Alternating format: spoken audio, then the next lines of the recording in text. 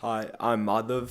And so for the actual project logistics parts, first there's the actual installation of rain gardens. And so for the installation, there'd be an annual installation depending on where the community wants it and needs it. And so for some examples, we can install them at places like parks such as Reeves or Ruby Grant or Griffin. And at these parks, because the city already works with these parks and owns them, it'd be much easier than installing them in other places. And the second main part is the education. And so for the education, we would just meet with the community, talk to them, and discuss what rain gardens are, what the benefits are, and how they help the environment. And we're just educating the people on how to maintain them and keep using rain gardens.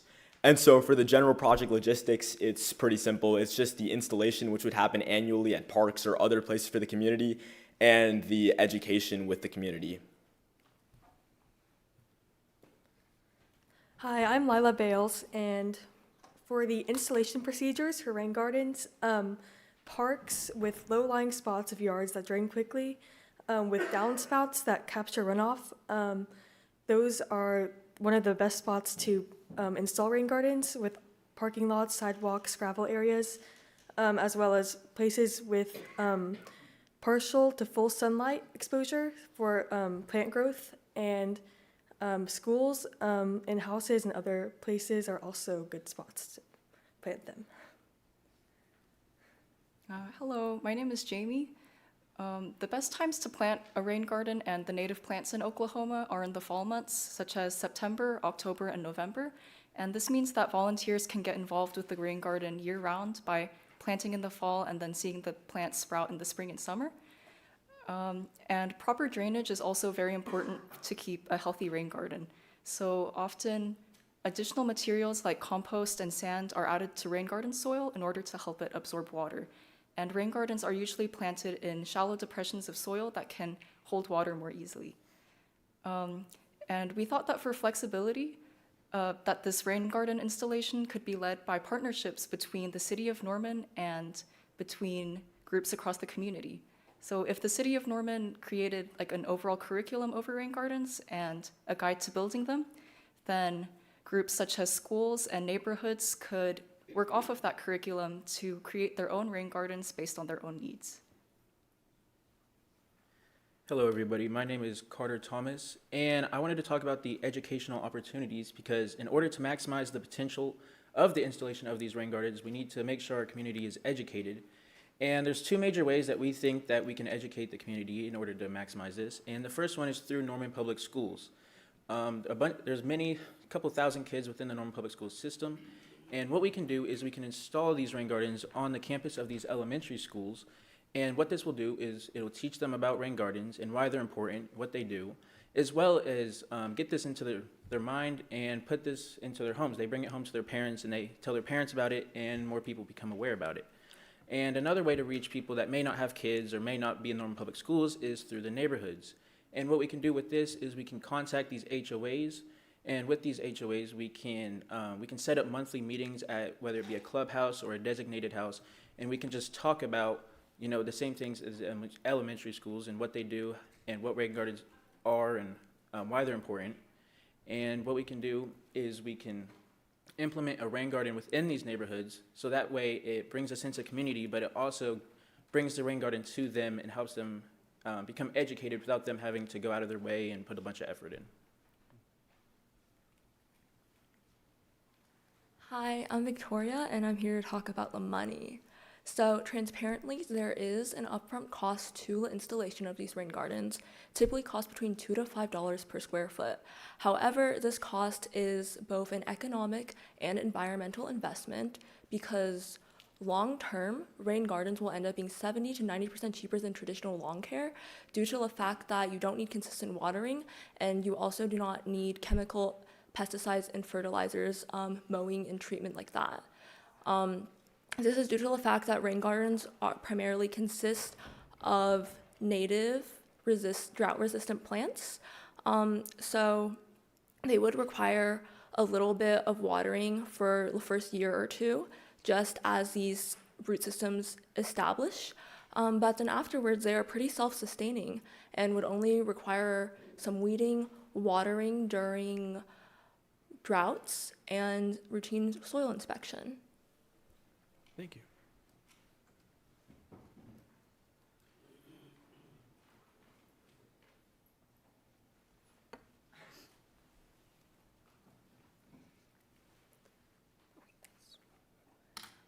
Hello, I'm Eden Bales, and some locations that we were thinking of partnering with for rain gardens could be elementary schools, which we previously talked about, and we'll talk further about in future slides. And we can implant them in places that don't currently have rain gardens. So, and some community outreach places that we can like implant them. Like, sorry.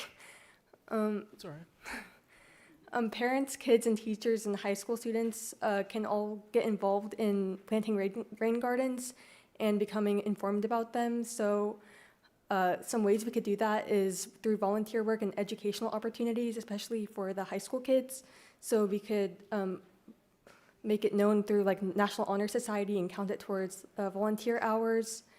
And also just becoming more informed about sustainability while simultaneously reducing flooding and pollutant runoff is something that was one of our goals.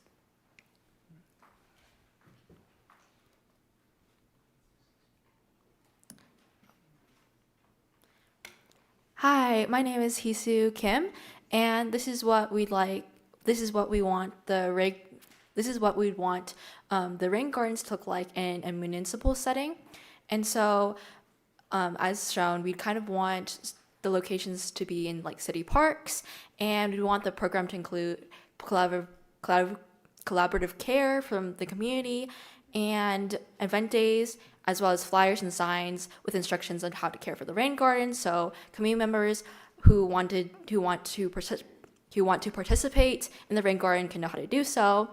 And specifically for curriculum and activities, we would want some flyers and signs with information about the garden's significance and impact, so we can educate the community members again, and then also some suggestions for the community members about environmental positive impacts that they can make as citizens. And then for events, we'd want them to be maybe on like environmental holidays, so that it aligns with our goal and our theme. So such as like Earth Day, that could work.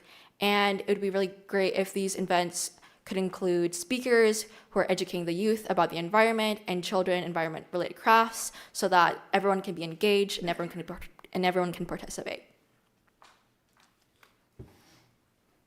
Hi everyone, my name is Carolyn, and you might wonder, what will rain gardens look like in neighborhoods? Now, we could have them in bigger areas such as Brookhaven and Summit Lakes, or we could have them in smaller, more historical districts where rain gardens should be used more widely, specifically such as Chautauqua and Miller historical districts. Now, the program can also include like working with the city to allow small openings in street curbs that direct road runoff into neighborhood gardens. That way you have less, flooding and everything else. If you can't tell, in a lot of historical districts as well, it is very widely known that runoff is a very big deal, including in my district. And certain like curriculum or activities could involve helping with the community as well as the city come together to create more of a unified thing over rain gardens. You could do weather journals, you could track inches of rainfall, you could have, anyone who can help come to plant things and do other things. And whenever we talk about elementary schools, we come back to, helping children as well learn more about economical and environmental ideas. And some possible locations could include Cleveland, Reagan, Roosevelt, and Washington. Hi everyone, my name is Annika Dahadrai. So to kind of go on with the elementary schools and implementing these rain gardens into them, we want this to be an invaluable experience for children specifically, because it all starts when you're young. Specifically, a study by Brown University in 2020 proves that hands-on learning is most educational and is most likely to stick with kids past their childhood and into adulthood. So what does this look like maintenance-wise for kids? This includes weeding and watering in the beginning, as well as debris removal after storms. And these different jobs would be for the different grade levels in order for them to have it divided amongst them. And then as for teachers, this is going to be an educational lesson where they can have a day where they can just go out into their gardens and learn more about the environment and what they can do to help it. And then we also, as we previously said, we want to have high school students be involved in this program as well, because not only does it connect the community, but it allows them to actually help physically with building rain gardens. So this could be like a yearly volunteering opportunity or bi-yearly even, and this could be like a day during the school year where kids are checked out or are excused for 1 to 2 hours during the day or even during breaks. So that could be weekends or even summer. And then as for the curriculum, the kids would learn about water quality and habitat creation, as well as the impact of our own actions on natural resources and how we can directly affect them for better or for worse. And then we would learn how to build the rain gardens themselves and teach that to the children, as well as visiting community gardens to get inspired for more ideas and how to decorate them for future programs or future building days or events. And then additionally, as one of my peers said, we would have like weather logs for them to see which weather patterns are most beneficial for the rain gardens and what is going to lead to the most success and efficiency. So thank you. Thank you very much. Hello, my name is Emerson Merrick, and yeah, just to reiterate what all of my council members said, we think these rain gardens would be so helpful for our municipal infrastructure and community, and they provide us space for stormwater and rainwater, runoff to flow, water quality, soil, plant roots. There's also a filtration aspect. These rain gardens can be really helpful in making sure that our infrastructure is doing all that it can in the most cost-effective way to prevent rainwater issues. Like they said, the educational, getting it in with our younger kids, I mean, that's kind of what we stand for as the Youth Council, and really making sure that this is a communal effort. And obviously this isn't a complete package, but it's something that we believe could be really helpful, and it's a collaborative effort that we could continue to work on. So yeah, overall, rain gardens provide a feasible solution to stormwater drainage issues here in Norman and help to keep our communal spaces accessible and more environmentally friendly. Educational opportunities enable our municipal government to motivate community involvement and unify the people of Norman through a mutually beneficial effort. So, you know, we don't know what it's going to look like fully, but it's something that we could continue to work on together and find help. And if we really reach out to the community, I think that we would find support. Thank you guys so much. Thank you very much. Is that all of them? Okay. Yes.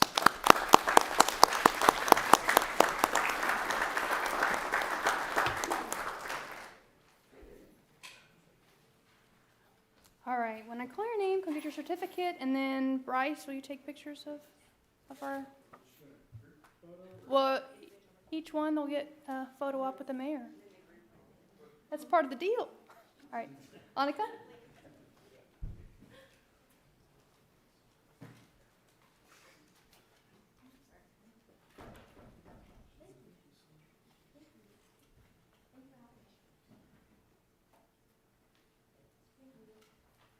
Eden?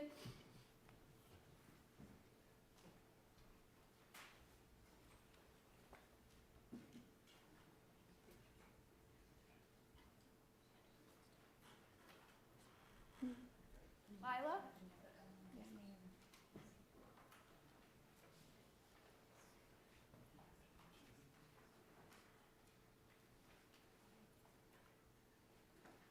Katie?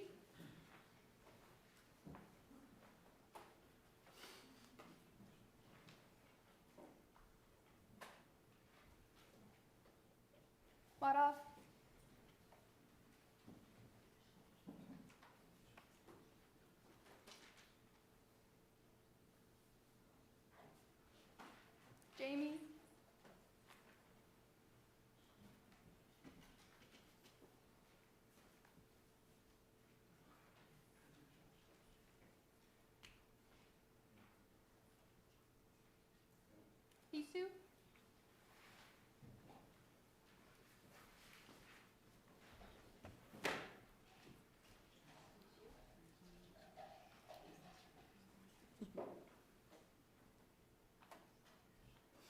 Anderson.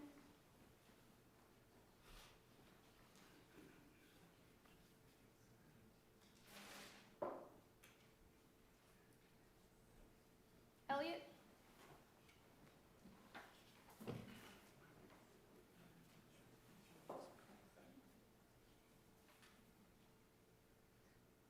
Carolyn.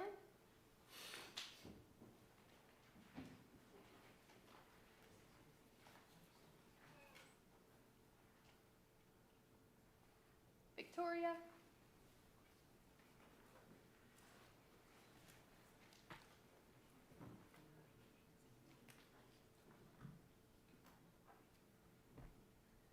And Carter.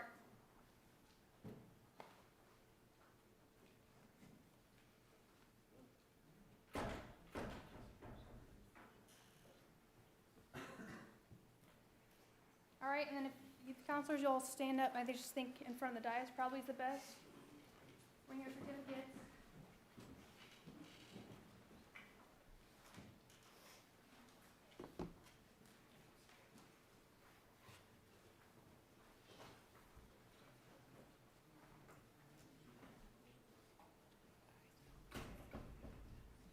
You're gonna squeeze in a bit more.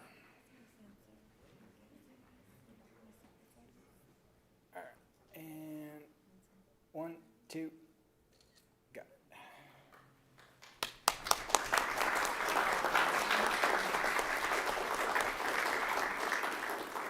Thank you, council.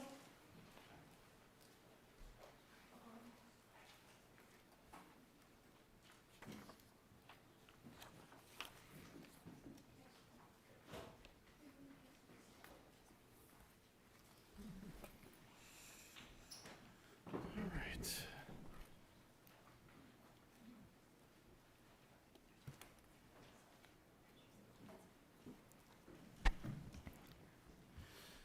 Okay, and I appreciate all of you for participating in the Youth Council, and I hope it helps inspire you to stay engaged in local civic issues and local elections and local government issues and all those types of things. And so we'll go ahead and move on to council announcements, and we'll start in Ward 1. All right. First, hello. Are we starting for sure? Yeah. All right. First, I want to thank everybody from Ward 1, rest of the city of Norman, but tonight with our special guests, I wanted to make sure they stayed behind and everything for a little bit of this. I want to tell you firsthand, thank you for what you did. Thank you for getting involved in your community, coming up with solutions for your community, hopefully learning things that you'll carry with you as a passion or whatever for years to come. I would ask that everybody, if you found that passion within the council, one day, hopefully, you can take over for Holman. Nobody can beat him, so maybe you can take him out, or something like that, But run for city council, but also get involved with our nonprofits in town and find your passion and get involved with them also to kind of help raise that up, okay? And I also want to offer a challenge to the group as a project. I want y'all as a group, if you want to, find the spot that you would love the first of these to be put in. And I personally will pay the whole entire cost. I'll show up and help, and you can teach me how to do them. And I also will provide everybody lunch. We'll make afternoon of it on the weekend or something like that. But that way, y'all's hard work will pay off by the very first one of these being built in Norman and everything, okay? So y'all decide, it don't matter my ward or any other ward, wherever you decide you want to have it at, we'll do that, okay? Thank y'all very much.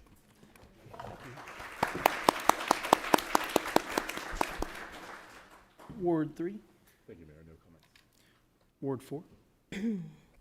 Good evening, Ward 4 in City of Norman.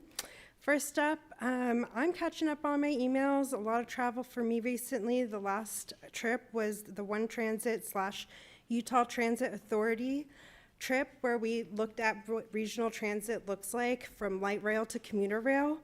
I'm really excited about a potential vote coming forward. So far, the polling data says that Norman is strongly for regional transit, which would also expand our bus system and potentially some microtransit options for when our buses aren't running.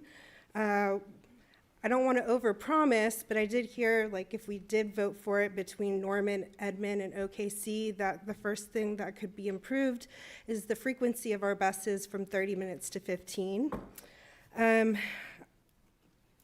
So with that said, As we work towards a vote, which may come this fall, I don't know, I've heard many dates, but this fall looks potentially likely.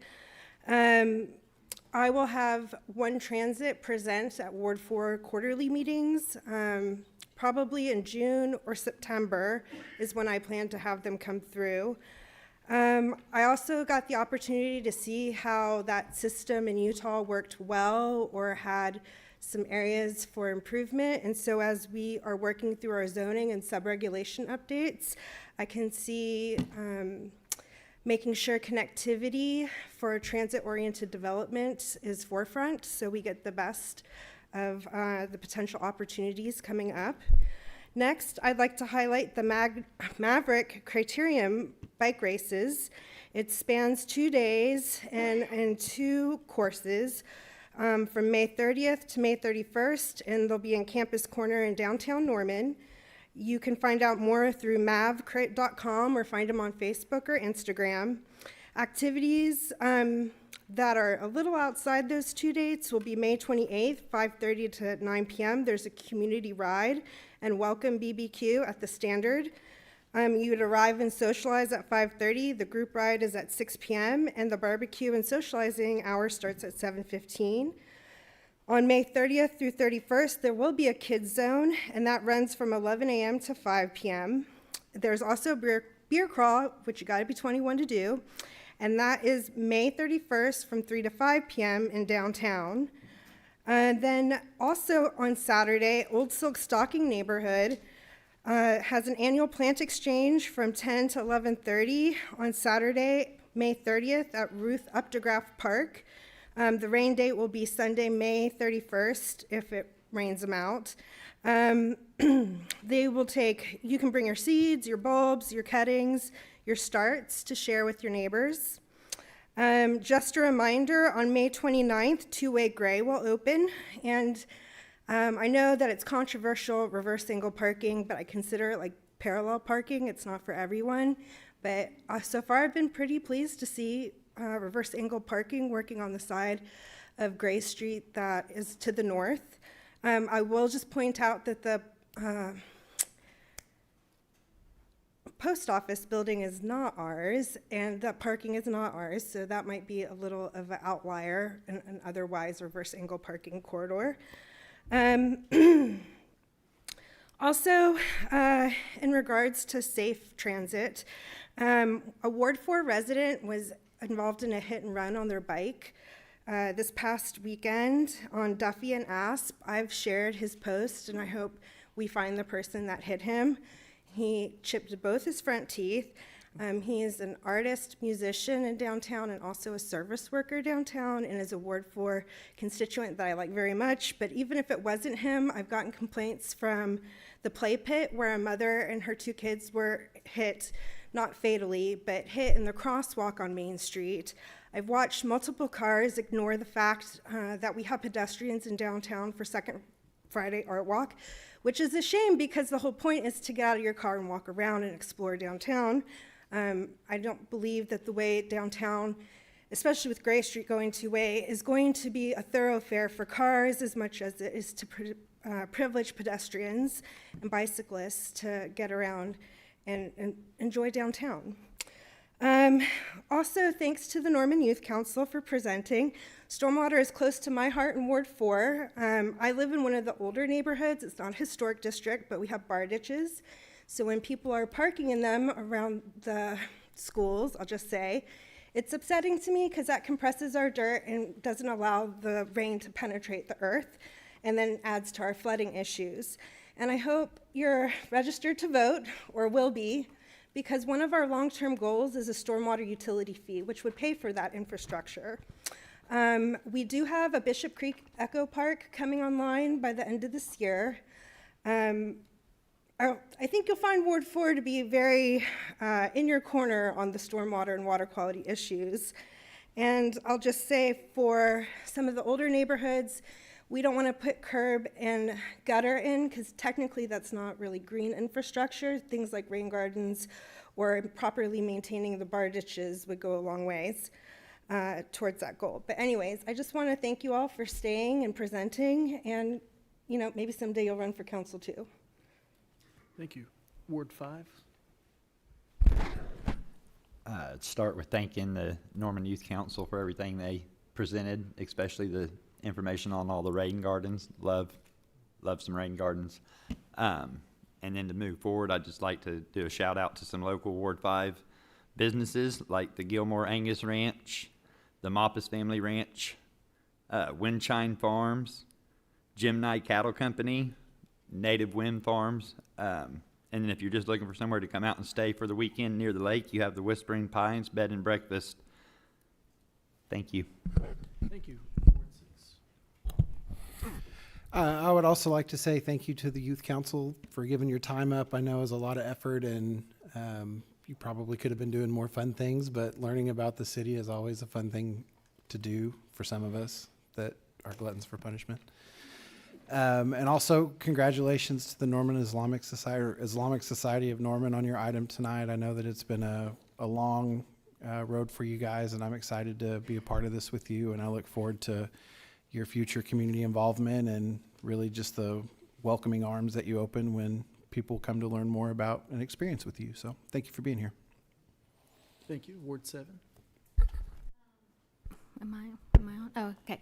I didn't have anything I was gonna say until I heard from the youth council. So then my teacher heart just was gonna bust up here. I was like, I can't wait to talk.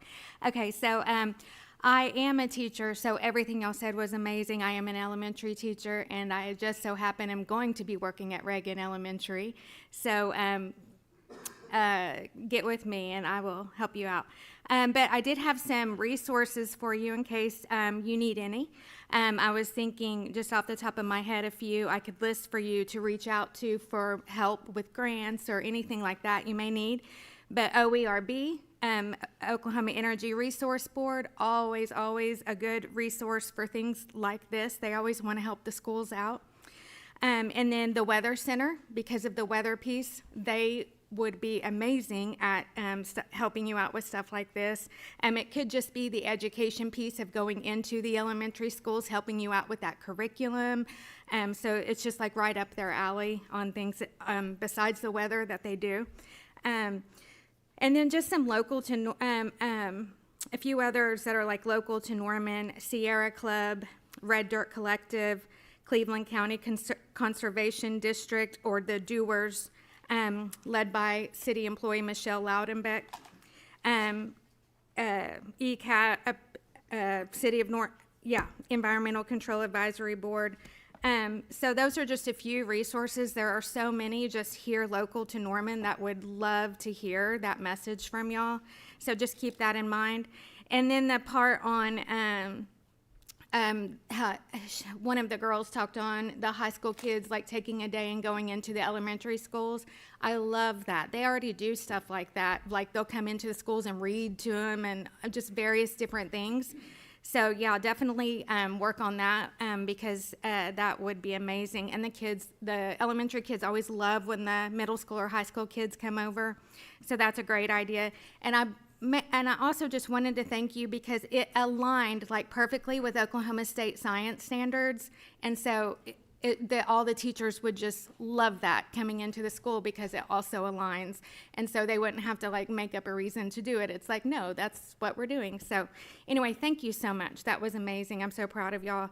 And then I also wanted to congratulate the Norman Islamic Society. Thank you so much for everything you do. Thank you. Ward 8. Thank you. Also, thanks to the Youth Council. It's probably going to be long for me, but I'm going to try to make it short.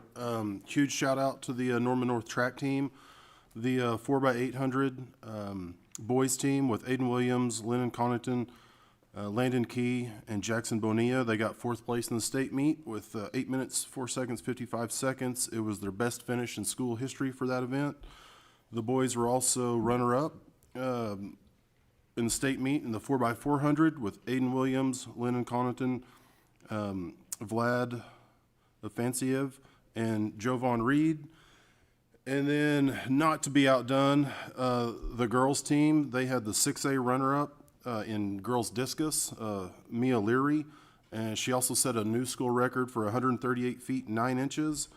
And then Norman North girls also have the 6A state champ and new school record in pole vault by Alyssa Poole with a jump of 12 foot 6 inches. So I just want to give them a shout out for doing great things in track. And that's it for Ward 8. Thank you, thank you. I just have a couple things, and like I said, I appreciate all of you for participating in the Youth Council, and definitely free to go if you guys need to take off. But thank you very much for being here and joining us, and I hope you'll stay engaged. I also attended the trip to Salt Lake City with One Transit to tour their regional and local transit system, which is one of the model systems in the United States, and one that Oklahoma City Metro has been looking at for a number of years. And the way Salt Lake City was able to do this when they hosted the Olympics in 2002, when they were awarded the bid to host the Olympics, they began an aggressive campaign to expand public transit in the Salt Lake City metro area. And Oklahoma City metro area has about 200,000 more people than the Salt Lake City metro area. And they have about 40 million riders per year on their public transit system. Oklahoma City metro area has about 3 million riders per year, even though Oklahoma City metro is larger. And Oklahoma City itself is the 20th largest city in the United States, at over 700,000 people, close to 800,000. And as a comparison, Salt Lake City has about 200,000 people. So the Salt Lake City metro area has a lot of people, but the city itself, Salt Lake City, isn't really that much larger in population than Norman is. But they have one of the model regional public transportation systems that connects Provo and Ogden, Provo to the south, Ogden to the north. I think I might have that switched up, but they have, similar to how we have Edmond, Norman, and OKC in the middle, they have Salt Lake City, Ogden, and Provo. And they have the commuter rail line that connects all those cities, and then they have a light rail system that connects the different areas of Salt Lake City to the commuter rail line. So we had the opportunity to ride that, to ride the light rail and experience the transfer from that to the commuter rail, and experience that to bring home hopefully ideas for some really good things that they had done. And also I think we saw some examples of what we could definitely do better if we plan for it right now. And as Councilmember Grant was talking about, the Regional Transit Authority was created a few years ago, and is a partnership between Norman, Edmond, and Oklahoma City. There are board members. There's 4 from Oklahoma City, there's 2 from Edmond, and 2 from Norman. The chair of the board is former 2-term governor of Oklahoma, Brad Henry. And so the board has been working for several years at this point to put together a plan that they hope to put in front of voters of Norman, Edmond, and OKC within this next year, potentially in the fall, in November, but maybe in the springtime. So that would be the funding source for this regional transit system. And one of the things that was highlighted, that the kind of the gem of it is the rail thing, and that's what everybody sees. And you know, you could Edmond residents can ride a commuter train from Edmond to Norman for OU football games, and Norman residents could get on the station right here on Main Street and ride it up to the Thunder Arena and get off right across the street from the new Thunder Arena when it's done. Go watch the Thunder play, get back on the train, and come back to Norman. Don't have to worry about parking, don't have to worry about traffic, none of that. So we are really aggressively trying to bring that service to OKC. OKC is one of the largest metro areas and one of the largest cities in the country that does not have any rail-based public transportation service, not counting the streetcar in downtown because it's not connected to much yet, so it's not really a full public transit option for people as much as it is ride the circle around downtown and see the tourist sites and things. So, but it was really informative, and since I don't love flying, I did drive and got to spend some time in Fort Collins and Albuquerque as well on the way there and on the way back, and seeing all the different small towns and towns that are the same size as Norman and their different main streets and their neighborhoods and all the different things is really fascinating to me. So that's something I enjoy, and I'm looking forward to the next coming months and year as we move ahead with the regional transit discussion and really getting going with that. And as Councilmember Grant mentioned, the polling does show that it's very well supported in Norman. It's very well supported in OKC, and it's about it's a little iffy in Edmond about whether they would support it or not, so that's going to take some work. But I would encourage anybody that's interested in regional transit, commuter rail, connecting to the airport, to Tinker Air Force Base, all those things for future OKC Metro residents to get involved in this and check out One Transit. That's their new branding. There's a new website. You can see all the board members are, the route maps, all of that stuff is available for anybody to check out. And we think it could be really beneficial to Norman with transit-oriented development in downtown and other areas. And again, just help better connect our metro area and ideally reduce traffic on our interstates as well. So looking forward to that continued discussion. And then I would mention that Community Planning and Transportation Committee is this Thursday at 4 o'clock here at City Hall. It is live streamed on the City of Norman YouTube channel. If you can't be here in person, if you want to watch it, we will get our monthly update on Norman public transit system, ridership, the budget, projects that are ongoing with public transit in Norman. We will get a monthly update on the Oklahoma Turnpike Authority and their current projects and proposals that impact Norman. And then we will have a discussion and update on the Gray Street project, which Councilmember Grant mentioned is scheduled to open on Friday to two-way traffic. But Thursday, we will be getting an update from city staff about the progress of that entire project, and we'll be asking some questions and trying to get some clarity on anything out there that people might be wondering about. Again, Gray Street was a voter-approved bond project from 2019 as part of a list of 19 different projects. And as some have mentioned, if your use of downtown streets currently is to drive as fast as possible through downtown to somewhere else, then the two-way configuration may not be for you. You may need to find a different route to get around town, just to be blunt about it. So the goal is to make it more pedestrian-friendly, to not have people driving 50 miles an hour through 3 lanes of one-way traffic, and we all see it. Go down there during an art walk, and you can watch Main Street. You can see how people carelessly change across all 3 lanes. People do not look both ways when they turn onto Main Street and Gray Street. They do not look to see if people are walking across the street. They only look to see, and I've been guilty of it myself, only looking to see if anybody in the 3 lanes of one-way traffic is coming towards you. Nobody ever looks to see, oh, is there somebody walking across the street the other way? Or is there somebody driving the wrong direction, which is a multiple a time a day occurrence on Gray Street, on Main Street. And when I'm working at the deli on Campus Corner, it happens multiple times a night on Buchanan Street also. So, and then with the parking issue, my entire life growing up in Norman, all I've ever heard and experienced is how difficult it is to back out of parking spaces on Main Street because a big truck or a van parks next to you and you can't see, and there's 3 lanes of fast-moving traffic flying down Main Street, and you're trying to back out, and then when you can, traffic has to slow down and stop to let you back out. And so reverse angle parking has been proven to not only be exponentially more safer than pull-in parking. The first time you do it and you leave and you pull out with such ease, I guarantee you'll be convinced. So this is the proven right way. We've done a pilot program on James Garner Avenue to show if it could work, and it could. But this is a change, two-way traffic and reverse angle parking all in one. So I expect there's going to be a lot to learn for all of us. And I look forward to doing the same thing as far as two-way on Main Street sometime in the future, because at this point we'll have 4 lanes going east and only 1 going west, and that's not going to work very well for very long. So I want a downtown Norman that is a destination, that people come to downtown, not drive through it as fast as possible on their way to the west side or the east side. So that is why I support the two-way and why I've been supporting it for over 20 years now, why I supported putting it on the ballot for voters to vote on in 2019, and why I voted yes back then to do it. So I'm excited about this change, and it's a long time coming. And I think it will be very good for downtown economically and safety-wise.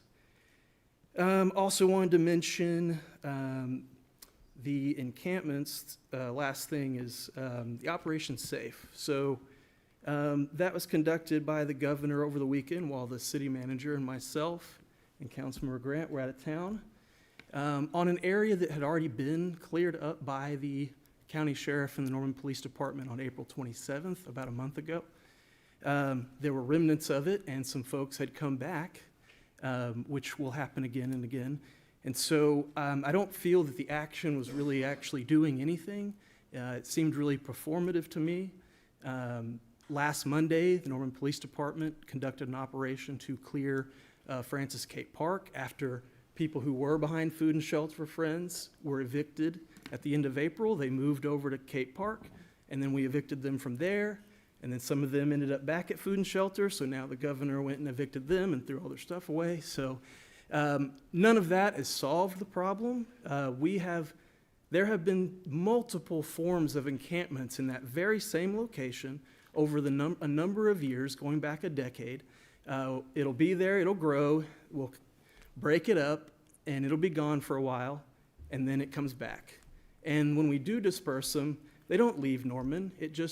They find another wooded area or some other place to set up camp. So just going around and breaking up encampments is not a solution, and it's not sustainable. It's really expensive, and again, isn't helping address the root causes. Why do people feel so desperate in their life that they would set up a tent in a city park? I feel like I would have to be very desperate to do that type of thing. And so I would really encourage the state to maintain their property, which they should have been doing the entire time. The state shouldn't let their property get in that bad of a situation where they have to come in with bulldozers and state troopers. They should maintain their property all the time and not let it get to that point in the first place, in my opinion. And I would encourage our state representatives and governor to work on actual solutions to why so many people in the state of Oklahoma are struggling financially, struggling with health care, mental health, and all those different things that lead people to becoming homeless and lead them into a point where they're setting up a tent in a city park. So I would really like to see some more comprehensive efforts, and not just from the city of Norman. We've had 10 hours of combined meetings in just the last 2 weeks discussing just homelessness. And as you probably saw, none of us could come up with a solution to, okay, if we break up in the encampments, where are people supposed to go? None of us know. Nobody has an answer, because there really isn't anywhere that's not public or private property. If it's private, then someone doesn't have to allow you, and if it's public, it's probably prohibited under state law or city ordinance. So that's going to continue to be an issue. Even with shelter space, encampments are going to continue to be an issue. And I can tell you through my travels around the country, even just recently to Washington, D.C. driving, to Utah driving, this is something I observed in every town I stopped in every big city I was in. It's happening everywhere. So I hope everybody will contact your state reps and the governor and encourage them to work on actual solutions to this problem. And that's all I have. Thank you. Let's move on to the consent docket. This item is placed on the agenda so that the city council, by unanimous consent, can designate those routine agenda items that they wish to be approved or acknowledged by one motion. If any item proposed does not meet with approval of council members, that item will be heard in regular order. Staff recommends that item 2 through 21 be placed on the consent docket. And I would also like to make an announcement that item 22 was withdrawn by staff. Is there a motion to? Motion to. I'll entertain a motion to place items 2 through 21 on the consent docket. Motion to place items 2 through 21 on the consent docket. I second that motion. The motion on the floor is to place items 2 through 21 on the consent docket. Council members, you may cast your votes.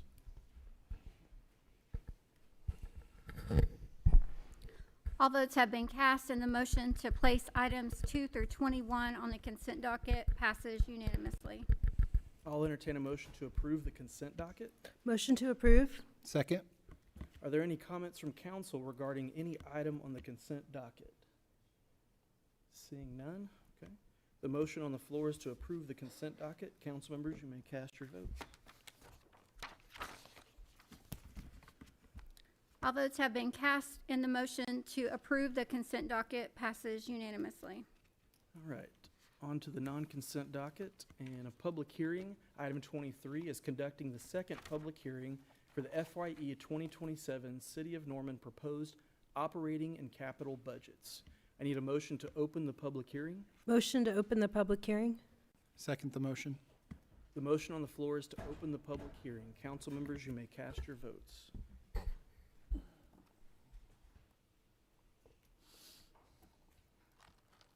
All votes have been cast, and the motion to open the public hearing passes unanimously. Public hearing is now open. And I will recognize Clint Mercer, Director of Finance, to make a presentation.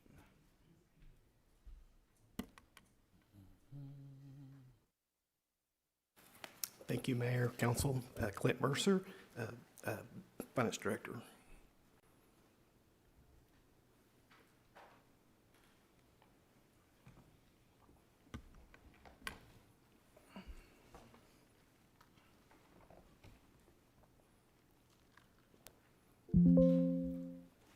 Maybe going the wrong way here, sorry. Just 1 minute. Oh, here we go. Okay, it's my pleasure to present to you the city manager's proposed budget for fiscal year 26 and 27. This is the second formal budget hearing. It's the 7th meeting, public meeting in our budget process. It represents months of dedicated work and collaboration by management and staff. Following this hearing, we have the potential for another study session, if you guys deem necessary, on June 2nd. And then council will consider the final budget for adoption on June 9th. Also, the proposed budget is out on the city's website.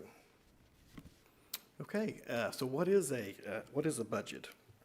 It's a comprehensive policy document. It reflects the values, priorities, and strategic vision of the city. It's an operational guide that holds departments accountable.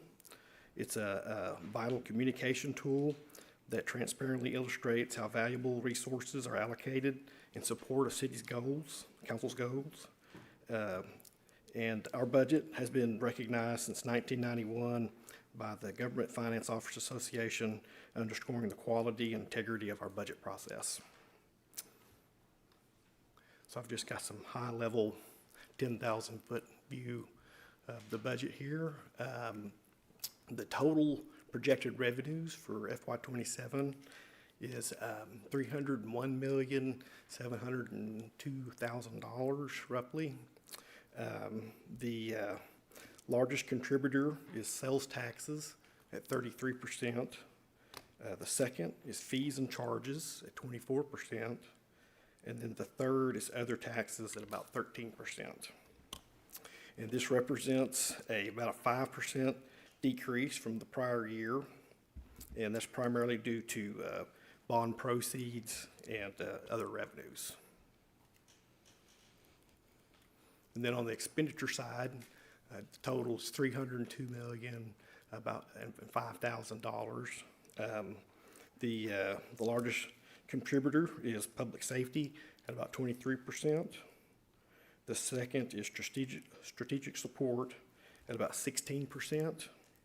And the third is capital improvements at about 15%. And I kind of wanted to break out just a little bit the strategic support category. That's kind of for the general services. It would include like legal, finance, city manager, city council, city clerk, municipal court, HR, IT, and then our internal service fund. So,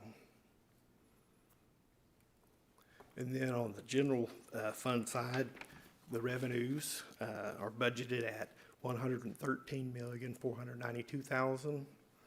The largest being sales and use taxes at about 64%. The second is internal service charges at about 8%. And then the third is franchise taxes, about 7%. And this represents about a 6% increase from the prior budget, primarily from cost allocations and sales and use taxes. And just a reminder, Oklahoma is the only state in the union that where cities are solely financed by sales tax. So, and then on the expense side, the total is about $112,759,000. The largest is police at 27%. Second is public works at about 20%. And third is fire at about 19%. And this represents about a 1% increase from the prior year due to a subsidy to the insurance internal service fund. And with that, that's all I have. Okay, thank you. This is an opportunity for members of the public to make comments regarding this item. Remarks should be directed to council only. Once public comments have concluded, council may choose to answer your questions. Madam Clerk, are there any speakers registered for this item? Yes, Mayor. Stephen Ellis.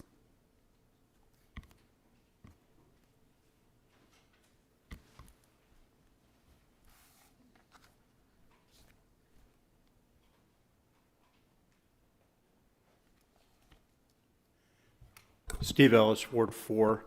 So I didn't get a chance to do a real deep dive on the budget this year because there was so much else going on in Norman. But I want to remind everyone of the principle that budgets are supposed to be documents that reflect values, and Norman has at least explicitly decided that we have a value of making sure that development in Norman is sort of pro-social and is good for the entire community. And I want to stump for the principle that that means that if you're doing commercial development in the city of Norman, your project should pay their own way. And I was reminded of the big fights that we had about that principle when the youth council was up talking about stormwater, because I think that's actually one of the most important issues where it turns out that there's sort of equity in who pays what is really important.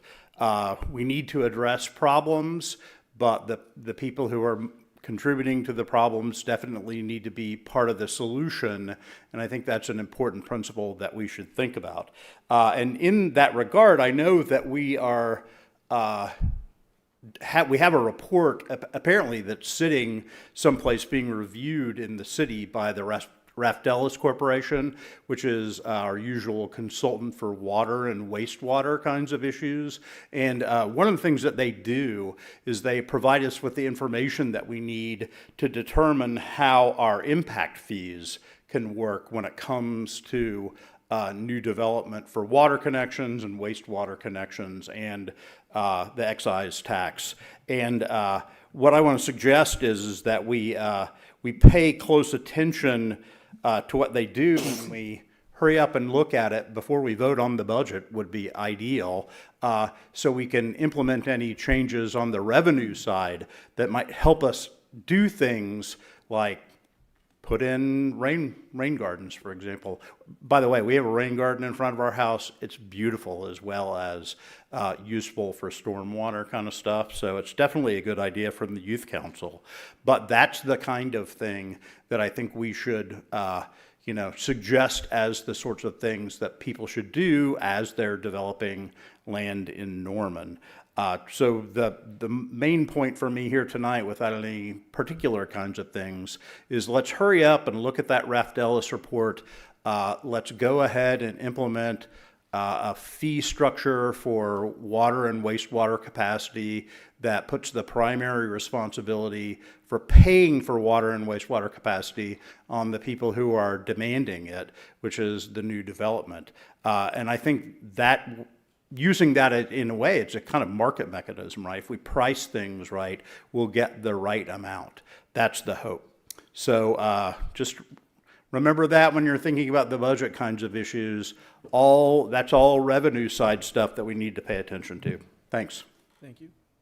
Mayumi.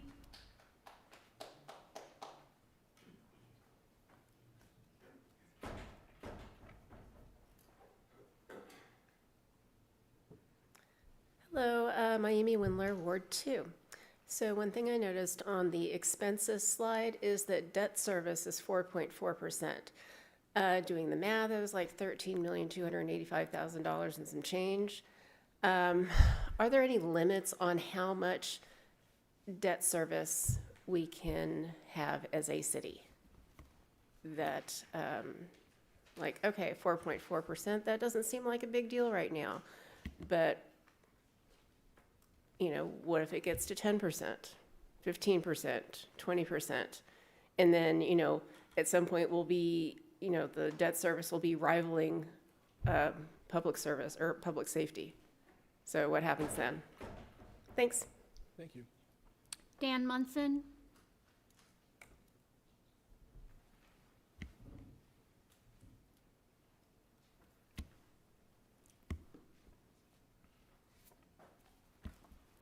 I'm Dan Munson from Ward 7. So my comments with regards to the budget are going to be really more focused on capital. So the capital budget and some projects that I'm looking at, and just kind of my analysis. So the first thing, it was clear to me that we don't have enough revenue coming in to tackle some of the important projects that we need for the city. Our revenue estimates show an increase of $121,000, and that's for capital revenue. All right, so that's not very much year over year. So what this tells me is the city is not optimistic about the financial lift that we're going to receive from the $1.2 billion entertainment district. That's really concerning to me. This is year one of the project. We were promised a huge financial lift. The budget does not indicate a huge financial lift. That's a problem. I'd like to see the plan replace the police headquarters. Our building's over 50 years old. These facilities have mold, they have mice. It's not good, and it doesn't yield itself well to attracting new recruits and retaining existing recruits. So I think another thing that would be beneficial is when we develop a plan to replace the police department, that we build a large fitness center, obviously for the police and fire, but for the entire city staff. We should absolutely be doing that. Take care of the entire city staff and allow them to have a free membership at a city-owned fitness center. I'd like to see our city build a library in Norman on the south side. We have no idea how long the central library is going to be in litigation. That's a huge miss for our city. It's one of the things that's talked about most in our city. And I believe that members of the public would absolutely love to have a really nice library they can go to. There's a lot of growth in South Norman. To me, it makes sense to place it there. I think we should reallocate the $225,000 we're allocating for a monument on I-35. We have much greater, there's pressing needs in Norman. That is not one of them. If we have a budget surplus, I'm 100% behind building a monument. This is not the year to do it. I'd like to see the microtransit program increase its rider price from $3 to $5. It's going to do a couple things. Number one, it's going to help generate a little revenue. And then potentially it could reduce demand a little bit. Right now, I think we're looking at about $27 a ride. That seems kind of expensive. Another thing I'd like is for the University of Oklahoma to increase their contribution for the microtransit an additional $200,000. If you go onto their website, they are actively promoting this program to new students that are coming in, to existing students. They should carry more of that lift for our city. Thank you. Thank you. Floyd Carroll.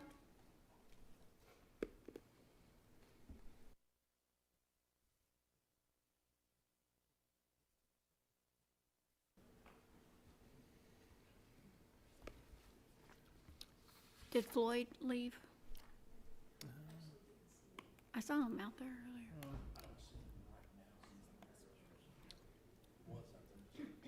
comes back. Cindy Rogers, Ward 4. So I also confess that I didn't get a lot of time to dig into the 520-page budget document. It is very comprehensive, and it reminds me of when Greg Heupel was a council member, and for a brief period of time, there was sort of a brief budget summary that was a bit more accessible for getting the big picture of what's going on in the budget. For people who aren't as weird and wonky as me, that I'll actually look at the things. But for those of you at home, I would suggest just read the city manager's brief note at the beginning, and you'll get the big picture of what's happening with the budget. So, for instance, the budget was prepared in an environment of flat revenue growth with the largest revenue sources, flat revenue growth in sales taxes, which is the largest revenue source for the general fund budget. And so how was that addressed? And the focus was on containing expenditures, including cost of living adjustment and merit-based adjustments for all employees. So city employees got the squeeze, although generally they are able to get cost of living adjustments. So there's always a cost. The good news is that the city is meeting the operating revenue reserves in the general fund, the rainy day fund, and the minimum balance in the rainy day fund. So that's good news. I know there was some talk about, oh, we're spending more than we make, but that just happens to be because sometimes you make capital expenditures in one year and it looks like you spent more than you made. So I applaud the city staying on budget. I do have a comment about, it's a petty little comment about the narrative where it talks about the Rock Creek Entertainment Tax District and it mentions 1,500 housing units. Well, it would be nice if that was actually aligned with the phasing plan and the project plan, which is about half of that much. So I feel like the document should be consistent with the project. And then we have to find more revenues. So diversifying revenues is a way to go. Not diversifying in retail, because the research tells us that that just moves money around from this activity to that activity.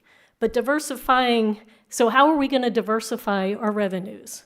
Well, one thing you can absolutely do that doesn't require a vote of the people is you can look at impact fees.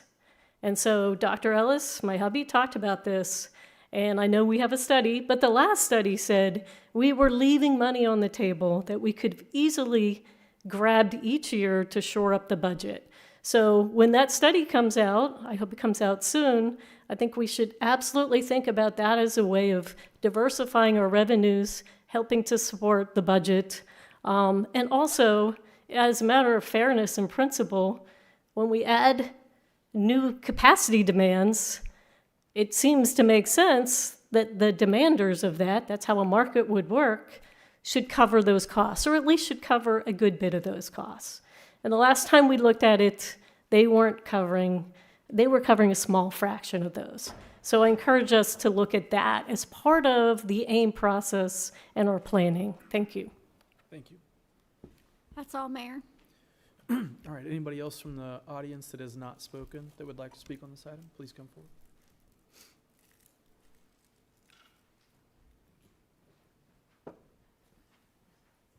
Hi, Ella Crenshaw, Ward 6. I just wanted to jump off of what Steve said about stormwater and mention that a good way for the city to take a little bit of burden off of that very overtaxed stormwater system that we have right now would be relaxing some of the enforcement regarding the length of lawns. A lawn that is full of diverse native plants with well-developed root systems retains a lot more water than a lawn that is full of turf grass. And I'd just like to remind you all of that. Thank you. Thank you. Anyone else in the audience that has not spoken? Okay. All right. Are there any final comments from council regarding this item? Not seeing any. Okay. I do have, let's see, a couple questions that came up. Is there a limit to debt service, and what is a good range for us to be in, or average, or what does it normally look like? Well, for a I city think like we're on the low side. The market would really dictate that. There are limits on general obligation bonds for certain things, but it's generally traffic and roadway stuff. There's not a limit, but the market will only support so much. So that's really the driving factor, would be the cost in the market to sell that debt in. So same thing on the revenue bond side. And then sometimes debt service, debt financing a project means we could get it done faster.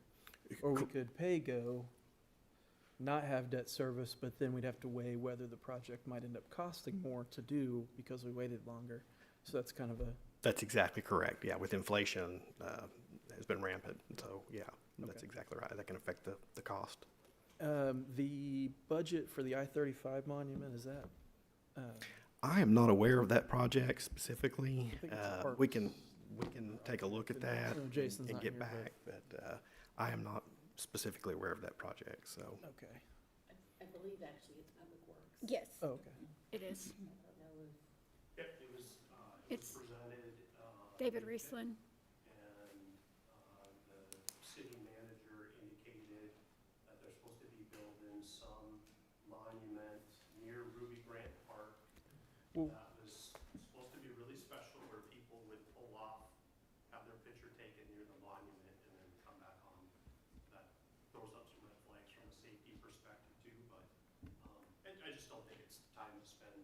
And I understand they're supposed to go out with some for RFPs. We can ask Public Works, or we can get a follow-up on that too if we need to, but if you want to, yeah, sure.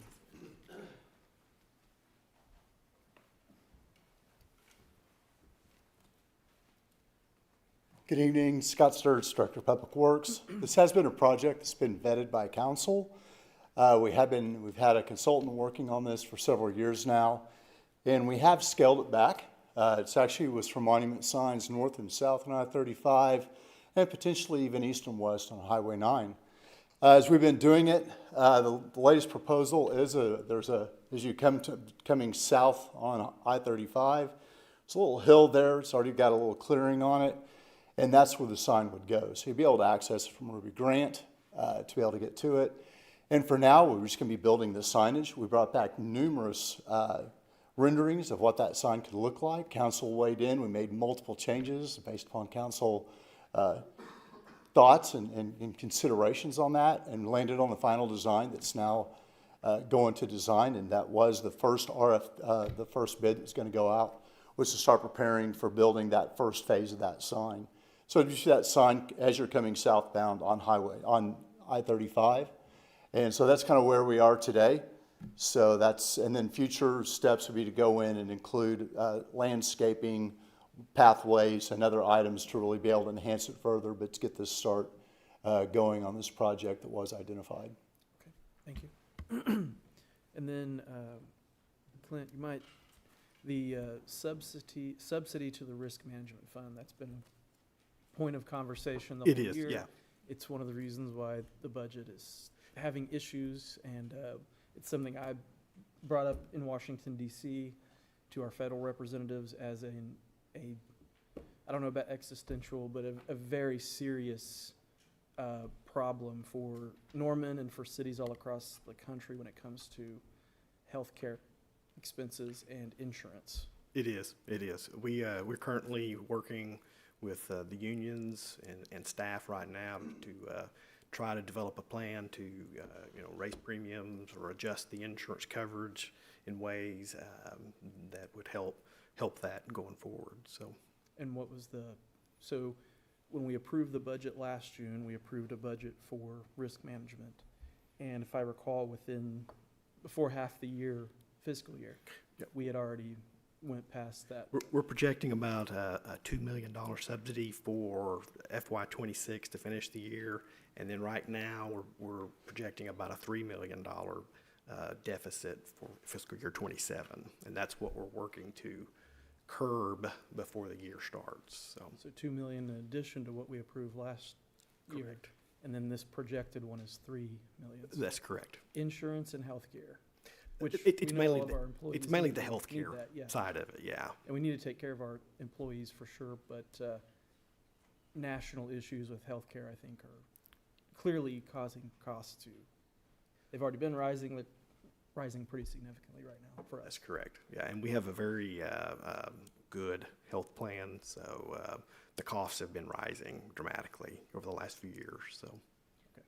So I will add, though, that we have convened a committee, an insurance committee, represented by, we have 2 representatives from all of our unions, as well as a few folks that are not represented.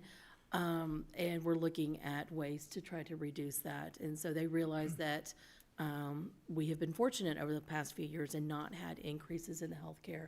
So everyone recognizes that that probably needs to change as we move forward in trying to right-size that ship. So we're hopeful that we're able to close that gap. We've been meeting almost every week to try to come up with solutions, and everybody seems ready to negotiate at the table. So I feel positive on that. I would encourage everybody to contact our federal representatives from Oklahoma and state reps too, for that matter, but definitely our federal representatives, and let them know what your opinions are about health care coverage and insurance too, for anything, but general health care and insurance as a whole are 2 major issues that municipal government is experiencing right now financially. So thank you very much, Clint. I appreciate that. Okay, any other thing from council? Okay. I'll entertain a motion to close the public hearing. Motion to close the public hearing? The motion on the floor is to close the public hearing. Council members, you may cast your votes.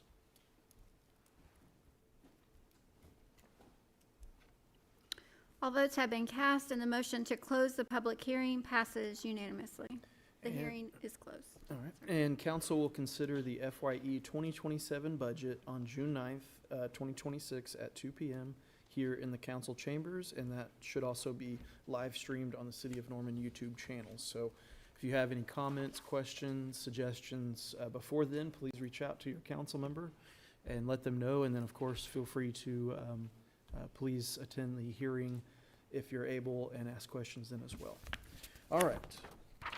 Item 24, resolution amending the AIM Norman Comprehensive Land Use Plan document to correct references to zoning districts within land use categories and correcting errors and omissions. I'll entertain a motion to adopt or reject the resolution. Motion to adopt the resolution. Second. And I'll recognize Laura Hoggett, Planning Services Manager, to make a presentation. On page 60 and 61 of the land use plan, we have kind of like a how-to, if you will, of what is in each land use category. And one of the sections is zoning districts. So the goal was to list all of our zoning districts, not including our overlay zoning districts because they're a little more complicated. But the ones listed in green are typically appropriate in that land use. In yellow may be appropriate but requires extra review. And then in red, they would typically not be appropriate. So when the plan was adopted last year, there were some districts that were included in some or not in others. And so we would like to do a cleanup because when customers or applicants come in and want to talk about what they're interested in doing on their property, we need to be able to tell them the zoning district you are considering is appropriate or is not appropriate. So if something's not in there, it can lead to different interpretations. So we have all of them listed here, so I'll try to go through them fairly quickly. For open space, we would like to remove parkland because it was not within the rest of them. Parkland is something that could kind of go here or there, and it's something applicants don't typically request. That would be a city request. And then removing a flood hazard district and then Center City form-based code because those are overlay districts. Then in our agricultural residential, we have added a mixed-use development or MUD to the red list, so not appropriate in AR. In rural residential, the same with MUD, it's going to be in red, so not appropriate. Then for the urban reserve, same thing, MUD, I guess when we made these lists, we just kind of had like a mental block for MUD because it's not really in any of them. So it would be red in urban reserve. Then in urban low, we are adding RM2 to the green list. It's very similar to R2, so that's why we made it green. For urban medium, adding CO or commercial office to the green list, and then adding C2 to the yellow. For urban high, adding residential office to green and R1 in the red. Urban living center, adding RO to the green. For commercial, we put RM4, which is our mobile home district, in the red. Then in job center, sorry, I didn't skip ahead here, sorry. Okay, job center was kind of a doozy. So we had 3 districts in 2, well, they were in green and red, which is obviously very confusing. So we are removing I1, I2, and M1, so our industrial districts, from the red and leaving them in the green, adding O1, CO, C1, C2, C3, and MUD to the green, so our office and commercial and industrial districts are green, adding RM6, R3, and RO to the yellow, and then RM2, which is low density apartments, and our mobile home districts, RM4, in the red. And do you have any questions for me? Any questions? Let's see. Are there any council questions regarding this item? We have Councilmember Kirby.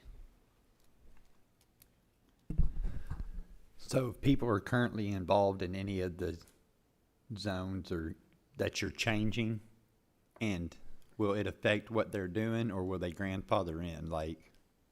This is just for rezonings of property. So is that what you're asking? Like if someone came in and was requesting MUD, like in out east on 48th or something, we would tell them that that's not appropriate there.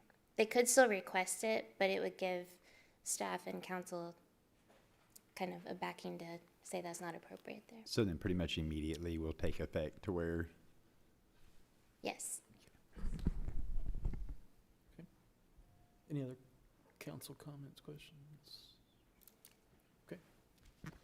All right, this is an opportunity for members of the public to make comments regarding this item. Remarks should be directed to council only.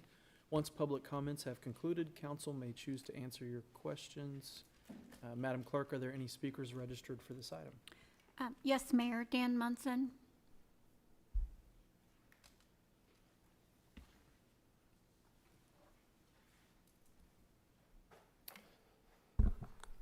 Restart the clock, please. Thanks. Sorry, it's Dan Munson, Ward 7. I'm in favor of correcting all of these items to make sure that the AIM master plan is accurate. It's a super important document to the long-term planning of our city. I'd also like to see the population corrected in the AIM master plan. On page 174 of the AIM committee, they forecasted a population of 137,920 people in the city of Norman in FY '25.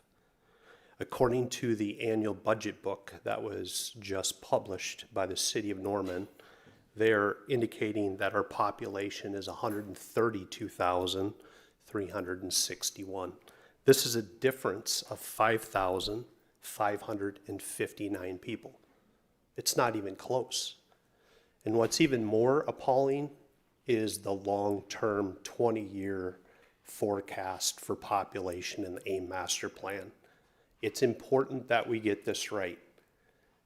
Everything starts with population. And if the population is wrong, then we overpay for infrastructure that we don't need, that will sit idle. Thank you. Thank you. Cindy Rogers.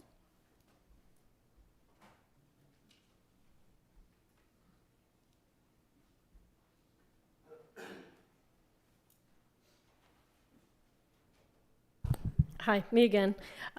Still Ward 4.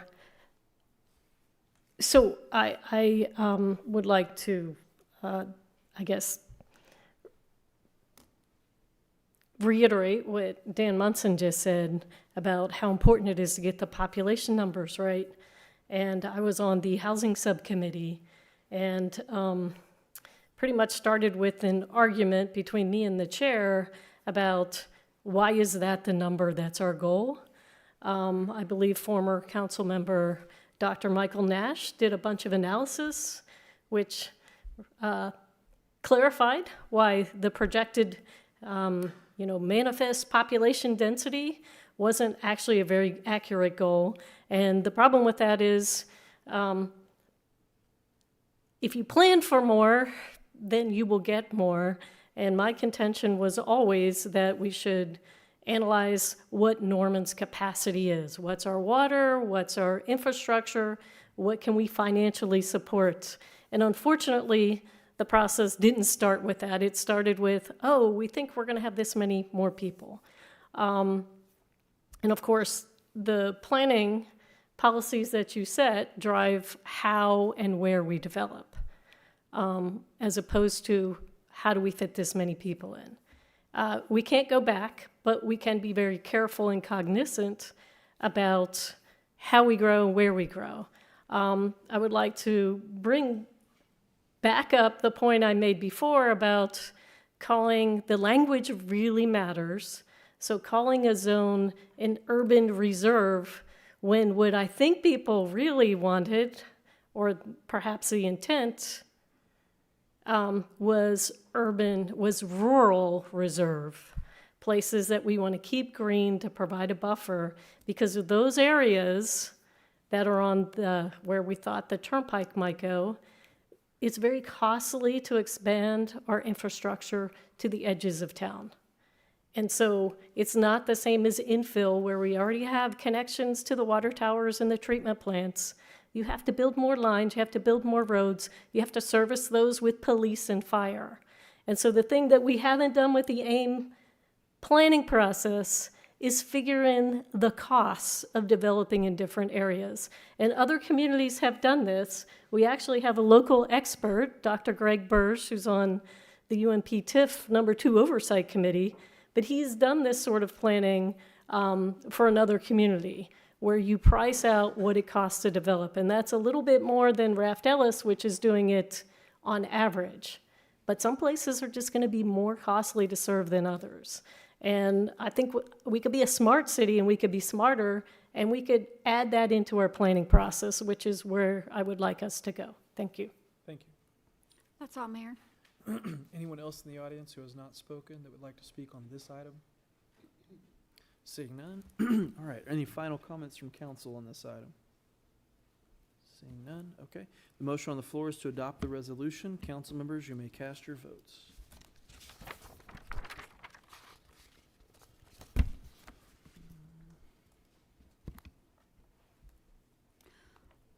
All votes have been cast, and the motion to adopt the resolution passes unanimously. All right, item 25 is a resolution to correct errors in the land use map and character area map in the AIM Norman Comprehensive Land Use Plan. I'll entertain a motion to adopt or reject the resolution. Motion to adopt the resolution. Second the motion. And I'll recognize Laura Hoggett, Planning Services Manager, to make a presentation again. All right, so we have two areas on our maps that had one error and one omission. So an omission was on our character area map, and the area outlined in yellow, which I know is kind of hard to see on the screen, but hopefully you can see on yours. Our consultant thought that was OU property, so it did not receive a designation. It's not OU property, so we are bringing the core area designation into this, just kind of bringing over what is around it. And then on our land use map, I did a side-by-side to attempt to show, but essentially from Brooks down to Lindsay, the steering committee voted to make this urban low when they recommended to approve the plan. And it just didn't get changed before we brought it to council. So we would like to take it to urban low, which is what they originally intended. And that's all. So, any questions? All right, any council questions regarding this item? Seeing none, okay. Thank you, Laura. Yes. This is an opportunity for members of the public to make comments regarding this item. Remarks should be directed to council only. Once public comments have concluded, council may choose to answer your questions. Madam Clerk, are there any speakers registered for this item? Yes, Mayor, Cindy Rogers. That's all. Okay, anyone else that would like to speak on this item? Okay, all right. Are there any final comments from council? Seeing none? All right. Motion on the floor is to adopt the resolution. Council members, you may cast your votes. All votes have been cast, and the motion to adopt the resolution passes unanimously. All right.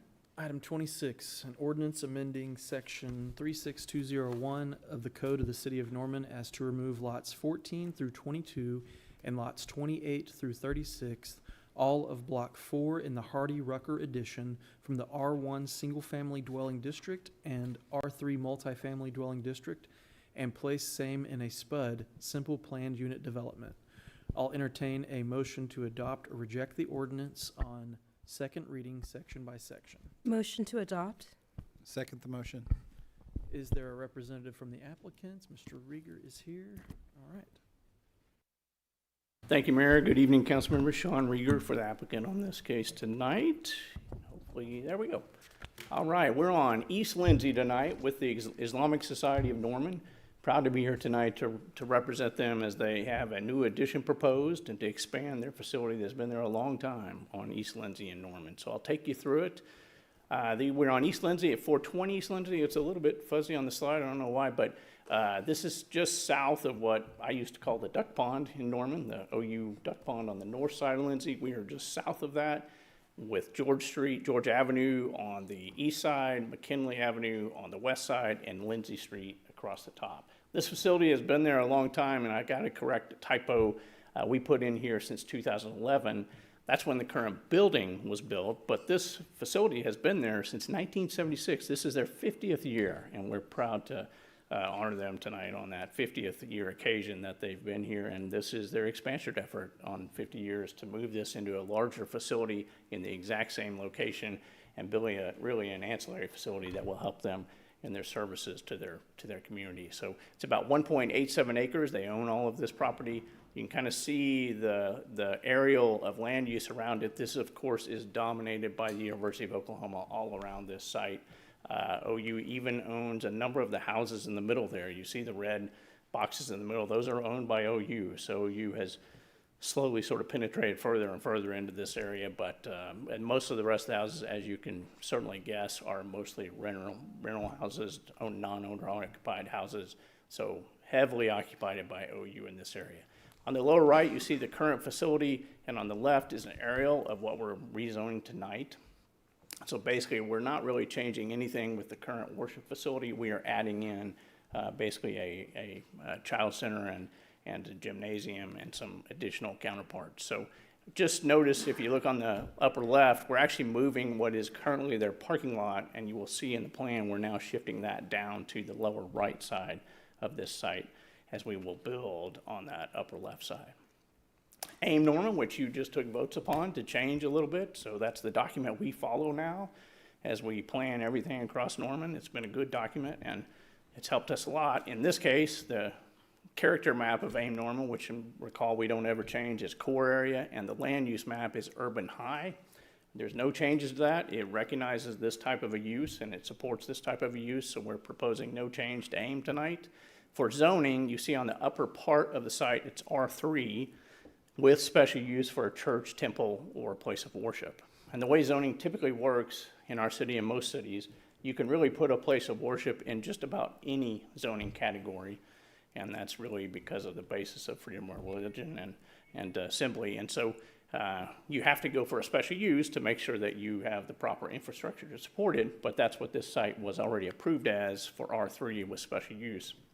Now we're expanding to the south into what is zoned R1, And so we're in front of you tonight so that we can have approval for the rest of the area that is R1, so that we can put, again, a place of worship.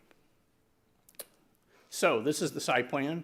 You see on the upper right is that existing facility.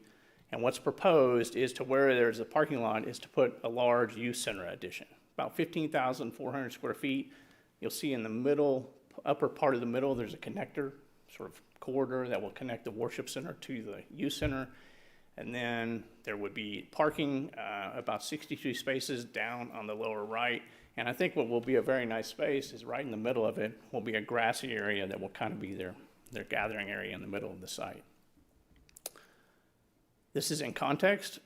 You can see how the context will play out.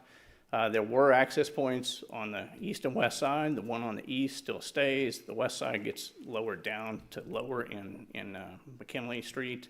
The area regulations are largely consistent with the surrounding zoning. This is the staff report findings, if you will. A transportation engineer, which did do a memo on this project, said there is no traffic concerns, and the staff found that the proposed uses are consistent with surrounding uses, and churches and other places of worship have historically coexisted with residential, and that's true again throughout Norma. We have churches, in fact, just south of where we're standing here tonight, you see residential often in residential areas. I mean, churches and worship often in residential areas. There's been some chatter about this project. We've all known that. We've heard about it, but really there's only 1.6% protest on this project, and you can read the support of the protest letter if you like. It has nothing to do with this project, and frankly, there's really no concerns that we've heard about this project in terms of its planning or its zoning. This does have a companion item with it tonight for a vacation of an easement document. And you'll recall that sometimes we have these in front of you because when we're planning projects, sometimes we cross over, in this case, for instance, what used to be sort of an alley corridor. When we cross over things like that, we have easements there. And so when we want to build over them, we can't build a building over an easement. That's not allowed. So we ask you to vacate that easement, and then we go on to court if you approve it, and then we ask the court to judicially vacate that easement through a district court process that is required of us to do. In this case, right through the center of the site is basically a large easement that, well, I shouldn't say large, just an easement that basically aligns with an alley kind of situation. So there is an electrical OG&E line and a Cox line.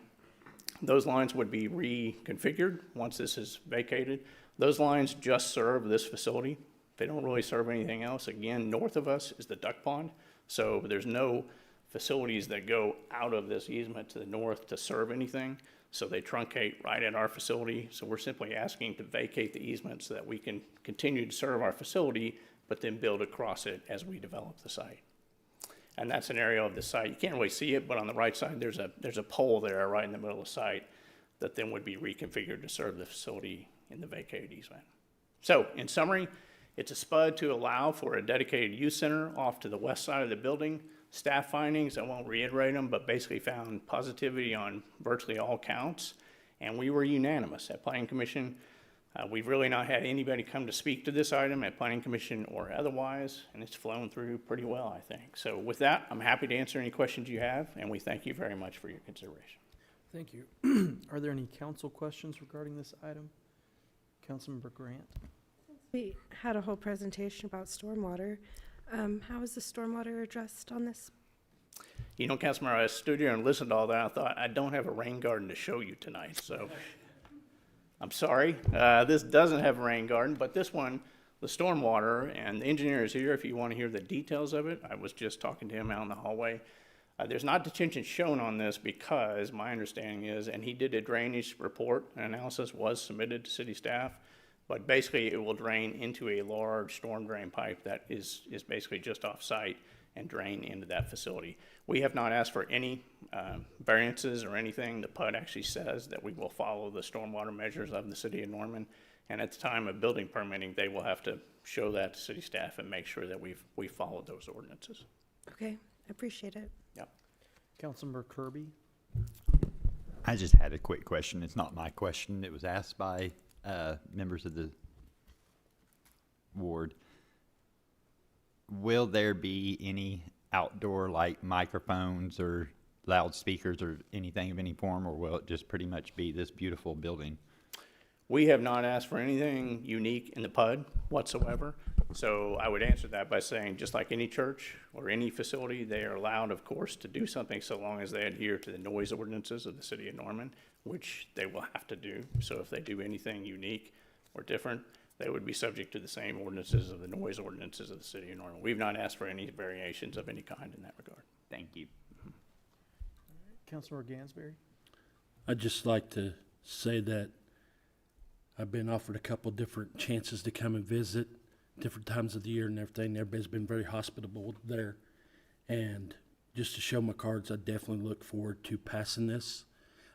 Was able to see firsthand the need for especially the classroom setting, also the gym setting and everything as well.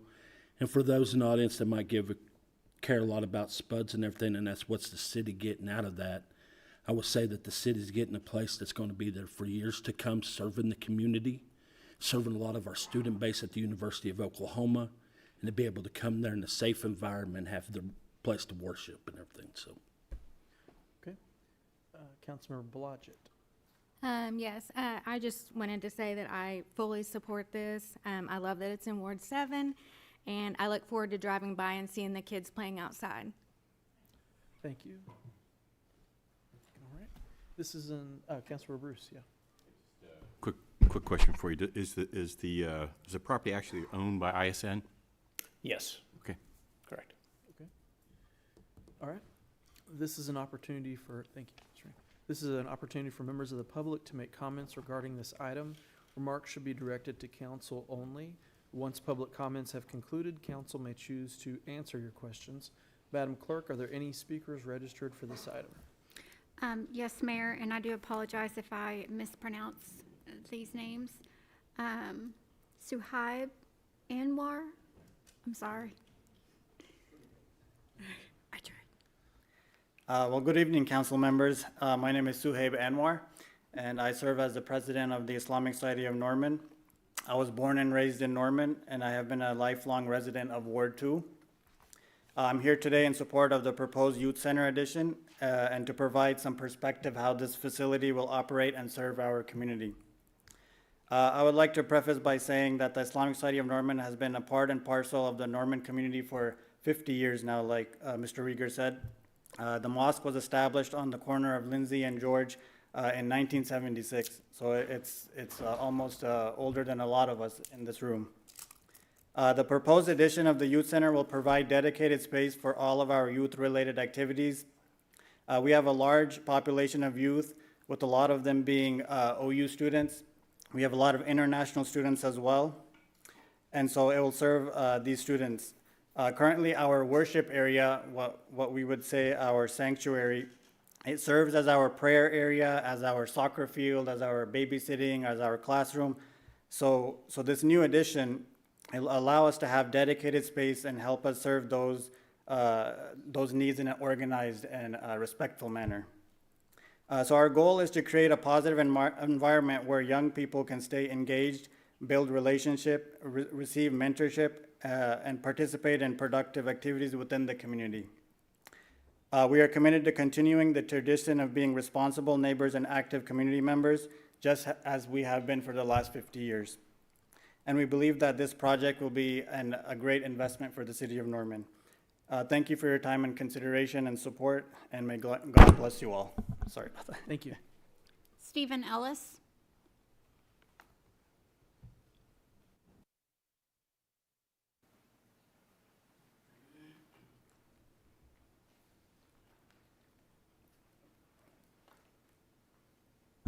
Steve Ellis, Ward 4. I want to start by giving thanks to the Islamic Society for their past, current, and future contributions to our shared community. I know that it's been a very productive partnership with the city of Norman, and I think it's going to go forward. Normally, I'm not a big fan of the SPUD mechanism because I think we overuse it in Norman, mostly to provide development flexibility for firms that are using it for private advantage. But I do recognize how difficult it is to build institutional infrastructure for civic groups, given our regular zoning code, which we do need to update, remember, So this seems really appropriate to me. This seems like a fantastic idea. I go to church a little down the road there, and I want to say that I'm excited to have a bigger center, especially for all of our OU students. I mean, I think that's super important. So I look forward to seeing the progress here. I know a guy, if you want to get a rain garden, he did one for us. It was really, really cool. So talk to me afterward if you want to get in on that deal. So thanks. Thank you. Blake Woods. Sorry, my mic was off. Blake Woods. Blake Woods. I'm not technically in a ward. I live out behind Riverwind Casino, so I have a Norman address, and my kids go to Norman schools. But my name is Father Blake Woods. I've served as an Episcopal priest here in Norman for almost 15 years, as well as spending my college years here at the university. I'm here tonight in support of our mosque request to expand their facilities.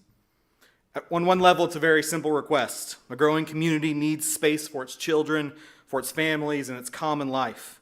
A youth center is an investment in young people. Parking is simply part of responsibly accommodating growth. These are the kinds of things that healthy communities do. But moments like this are never just about buildings and parking lots. They become opportunities to ask what kind of city we want to be together. I believe Norman is at its best when we choose neighborliness over suspicion and shared flourishing over fear. I think we should be honest that in the world that we're living in right now, Muslim communities are often asked to carry burdens of mistrust that other religious communities simply are not. Earlier this year, we watched another mosque in Broken Arrow face resistance that clearly went beyond questions of zoning and traffic. We should have the courage to recognize when our concerns become tools that serve our fear and our ignorance. As a priest, I want the churches in Norman to become the best churches that they can be. I want our young Christians to grow into compassionate, grounded, faithful servants, faithful adults who contribute to the good of this city and the state and this country. In the same way, I want my Muslim brothers and sisters to have what they need to become the best Muslims that they can be. I want their children invested in. I want their families supported, because strong communities are built when people are given the space to belong and to grow and to contribute. Every faith community teaches in its own way that we have responsibilities to one another. Jesus teaches me that loving my neighbor is not conditional on whether the person standing across from me looks like me or even worships like me. It just requires me to honor the dignity of them and to seek their good alongside my own. And frankly, at a time when so many young people are isolated and angry and disconnected, we should be very cautious about opposing spaces that invest in our youth, in relationships and mentorship and common life. Our Muslim neighbors and this investment in their community is a blessing to us all. So I urge you tonight to approve this request so that Norman can continue to be a place that invests in the life and liberty of all those who call it home. Thank you. Thank you. Saida Sandhu.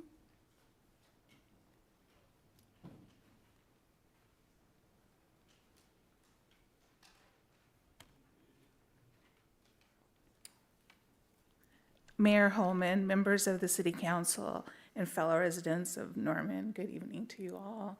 And my name is Saida Sandhu, and I am Ward 3. Hello, Mr. Bruce. How are you?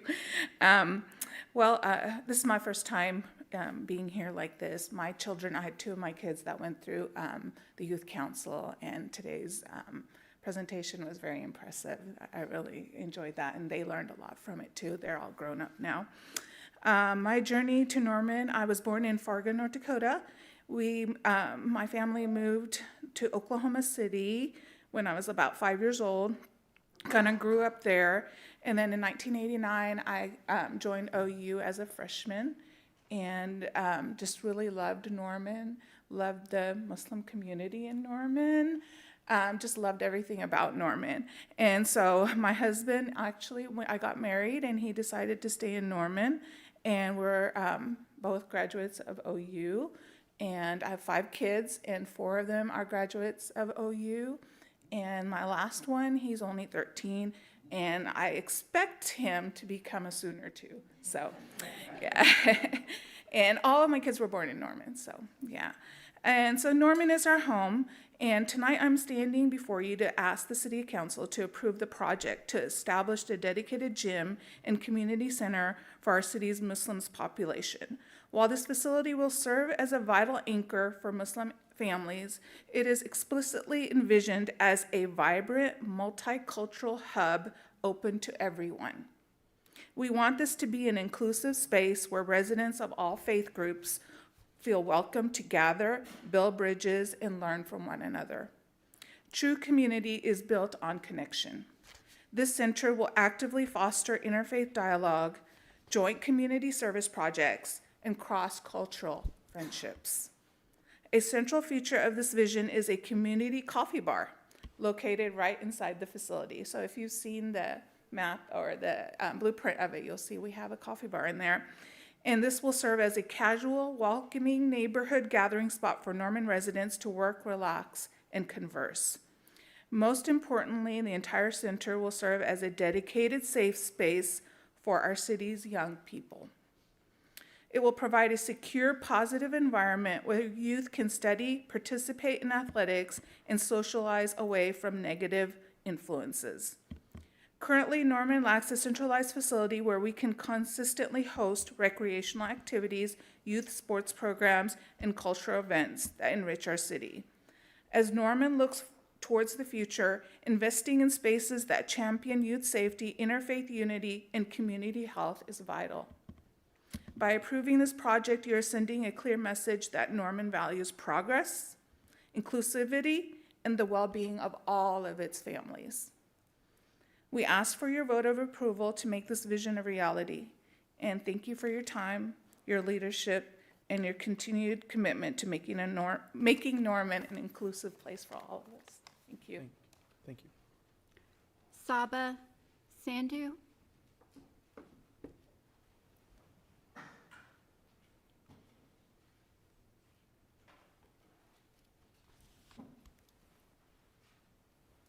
Good evening, Saba Sandhu, Ward 1. My name is Saba Sandhu, like I just said, and I am a resident and community member of the City of Norman. I'm here to support the new Youth Center addition. I was born in Norman and have called it my home for all 26 years of my life. I'm a proud alumni of not only the University of Oklahoma, but also Norman North High School, and I have been involved in both the Muslim community and the Norman community as a whole pretty much since I was born. This community is mine, and as someone who was not too long ago also a youth herself, this project is very near and dear to my heart. The Islamic Society of Norman holds a plethora of events, as many people have mentioned tonight, and activities throughout the year. And as someone who currently serves on the Sisters Committee and co-teaches the Girls Youth Group, I see a direct need for a safe space to hold these events. The new center would allow for a space for the youth to freely play sports and bond together. In particular, this center would provide Muslim girls with a safe space where they can gather comfortably, participate in activities, develop confidence, and build meaningful connections with their peers in a positive environment. Having a dedicated space for young girls to feel included, supported, and engaged is incredibly important for their growth and well-being. And I can say this with firsthand experience as a young girl who grew up in Norman and at this mosque. Thank you for your time and consideration, and I respectfully ask you for your support of this project. Thank you. Thank you. Isa Shura.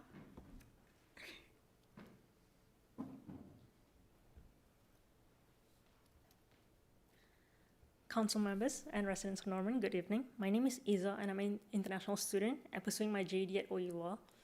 I'm also part of the Mosque Youth Group. I currently reside in Ward 1 on East Lindsay Street, and I'm here to support the proposed youth center. I began attending the mosque more frequently a year or two ago, and in that short time, I've seen the increase in programs for the youth. For me, the mosque became much more than a place I just visited for prayer. As an international student, it became one of the places in Norman where I feel connected to the people outside my usual routine. I met other students, young adults, families, and Norman residents who helped make this city feel less unfamiliar and more like home. Although I may be in Norman for a temporary part of my life as a student, that is exactly why spaces like this matter. Students out of state and international students, young adults may arrive here without family, but we still live here, contribute here, and become a part of community while we're here. The mosque helped me feel less like someone passing through Norman and more like someone connected to the people around me here. A dedicated community center would allow the support to continue in a more organized, accessible, and safe spirit. This is why I support this project. To me, this is not simply about adding space. It is about creating the right kind of space for needs that are already existing. Right now, many different activities have to happen in the same limited areas. The prayer rooms are used for prayers, but they are also used for people to gather, have meals, youth programming, children's classes, and community events. Sometimes the quieter prayer areas needs to remain focused on worship, while the other half of the areas is used for those other programs. During larger events, especially when the mosque is full, it becomes difficult to balance all of those needs within that space. A dedicated community and youth center would help solve that problem. It would allow the prayer space to remain a prayer space while giving students, youth, and families a more appropriate place to study, gather, exercise, and hold other programs. For our youth group, that will make a real difference. Our group used to meet every other week, but now we meet, starting a few months ago, it became a weekly session because members wanted to meet more. We talk about life, school, faith, family, stress, and the challenges we're facing. Sometimes people share things they're happy about, and sometimes they share things that they're struggling with. Those conversations matter. But they also require privacy and a space where we can feel comfortable being honest. We have also wanted to do more activities together, but space has often been that limitation. When events have to move outside, they become dependent on weather and transportation. For many international students, and in fact other students who have no reliable access to cars, that makes participation much harder. The same is true during Ramadan. For people without family nearby, especially students, the mosque is not only a place of worship, it is also where we can share meals together at times when regular dining options around campus and on campus may not be available or practical. That kind of support makes people feel less isolated and more connected to Norman. And as a law student, I understand that zoning decisions are practical decisions about land use, safety, and community impact. From my experience, this project responds to the practical need that already exists. This project would help support children, youth, and families, encourage healthy community life, and provide a reliable space for people to connect and do activities that we want in a safe and organized environment. For those reasons, I respectfully ask you to approve this project. Thank you. Thank you. Mohammed Tahir.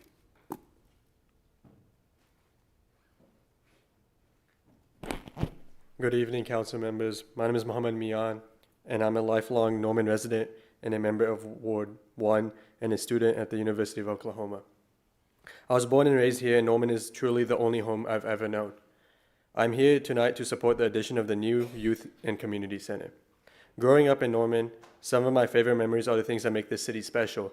Friday nights with friends, OU football game days, getting lunch at Campus Corner, checking out books at Norman PLS, school events, and seeing how connected people here are to one another.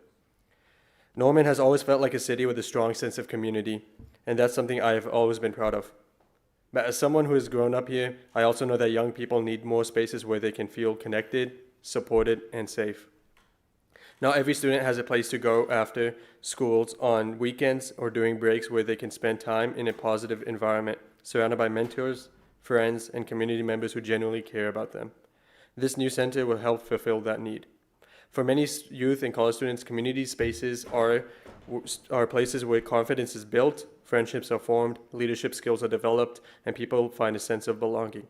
A center like this gives young people opportunities to stay active, volunteer, study, participate in events, and simply have a healthy environment to gather together. As a student at OU and as a member of the Muslim Student Association, I've seen how important community becomes once people leave home or begin navigating adulthood. Many students are searching for connection and support. Having a welcoming space focused on youth, development, and community engagement can make a lasting impact not only during someone's teenage years, but throughout college and beyond. I also believe this project represents the kind of future Norman should continue moving forward, one that invests in its young people, welcoming growing families, and creates spaces that bring people together. This center is about more than just one community. It is about giving the next generation in Norman a place where they can grow, contribute, and feel like they belong. Thank you for your time and consideration. I respectfully ask for your support of this project. Thank you.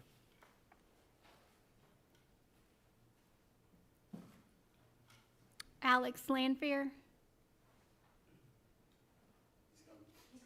Yeah, I see him. Hard to miss.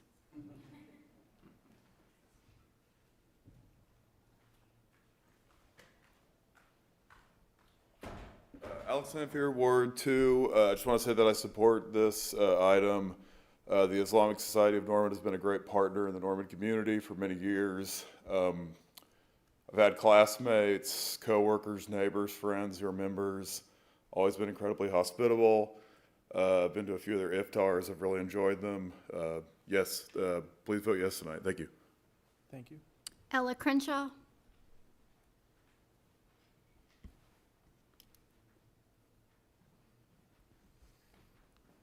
Hi again, Ella Crenshaw, Ward 6. Y'all know me. You might not know I'm also a member of North Haven Church here in Norman.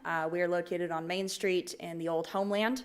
And I gotta say, I feel their pain of having to do everything in essentially one big room. That's what we've been doing since our move for the last 3 years, and it's difficult to run a church that way, especially when you've got a lot of different ages. So I just wanted to say I'm in full support of this item, and love to our Muslim community in Norman. Thank you. Marguerite Larson.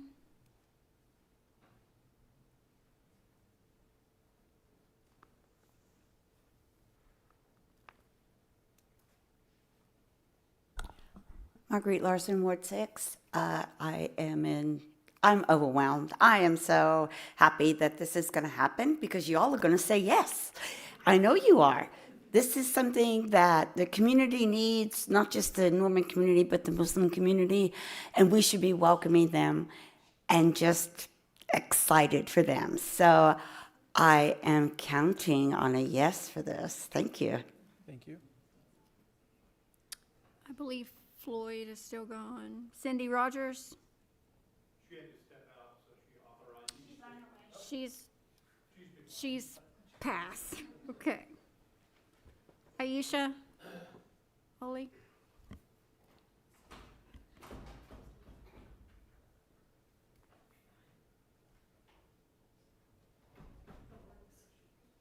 Oh, Cindy, you changed your mind? Okay. Looked like I was being directed. So, yeah, Cindy Rogers, Ward 4, I'm in favor of this. I think that's what a good community does, make space for everybody so we can get to know more about our neighbors and be neighborly. Thank you. Thank you.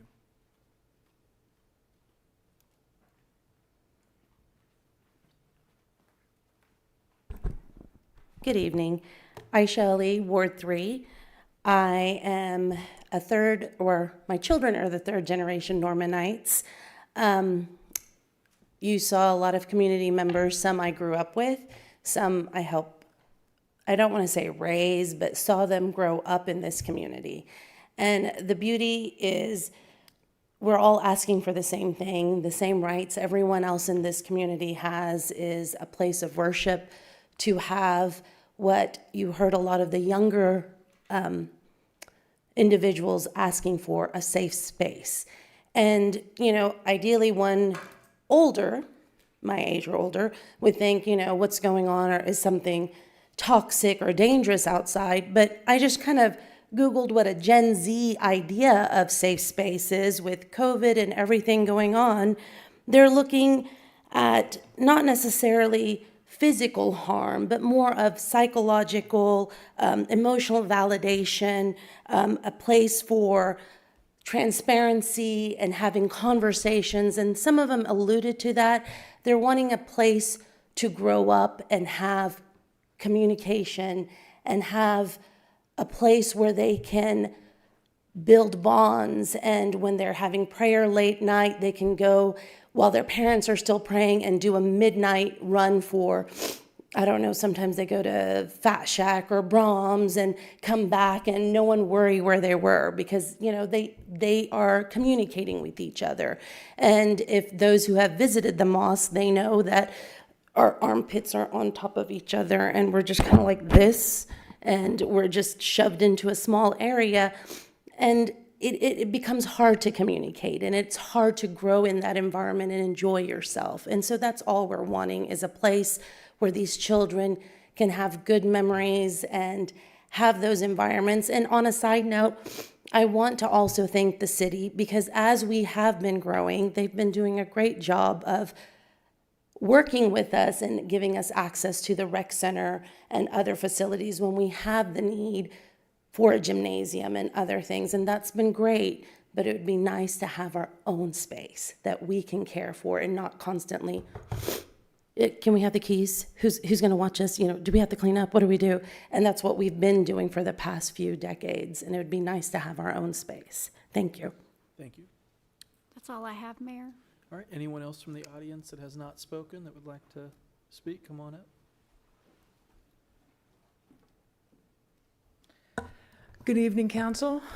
My name is Bria Clark. I'm Ward 8, and it had been a hot minute since I had a presentation from Sean Rieger, so my life is feeling fulfilled right now. But it's an exciting project, and I'm so excited for my Muslim neighbors. More than half of the council has been there and witnessed how packed it is when they have community events. And we don't often have that kind of insight to our projects, so I think that's what makes this very special as well. And I loved everyone's comments about creating a sense of community that's welcoming. I mean, building an inclusive community. We've all heard that a million times. You literally get to do that, which is kind of cool. And also the space for children. I love how a lot of the speakers mentioned, why wouldn't you want to create spaces for children to get off of their phones and meet in person and have like an old 90s childhood, right? So very excited for this project. I hope that you're like, really, Bria, we're already going to vote yes. Why did you come waste our time? But I wanted to make sure that everyone knew of the support of this fantastic project. So thank you, as always, for your service to the city of Norman. Thank you. Yep, please.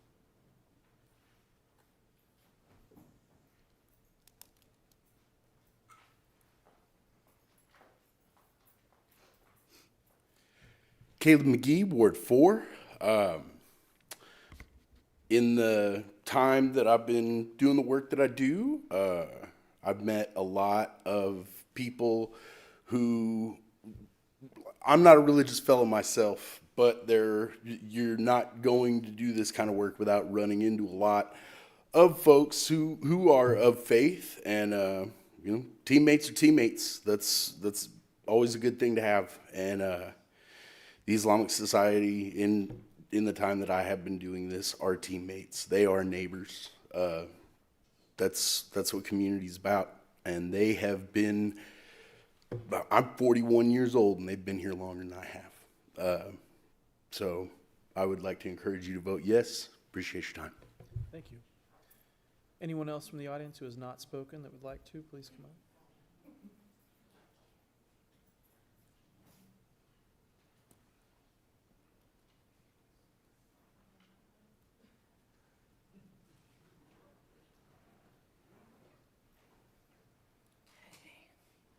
Hey everybody, I'm Ashley Creed, Ward 5.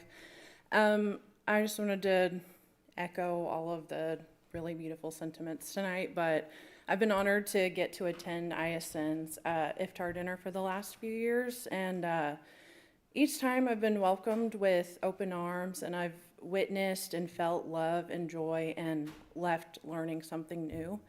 And I just want to say I'm in full support of anything that brings these attributes to Norman, so I'm in full support of this expansion. Thank you. All right. Okay. I have council.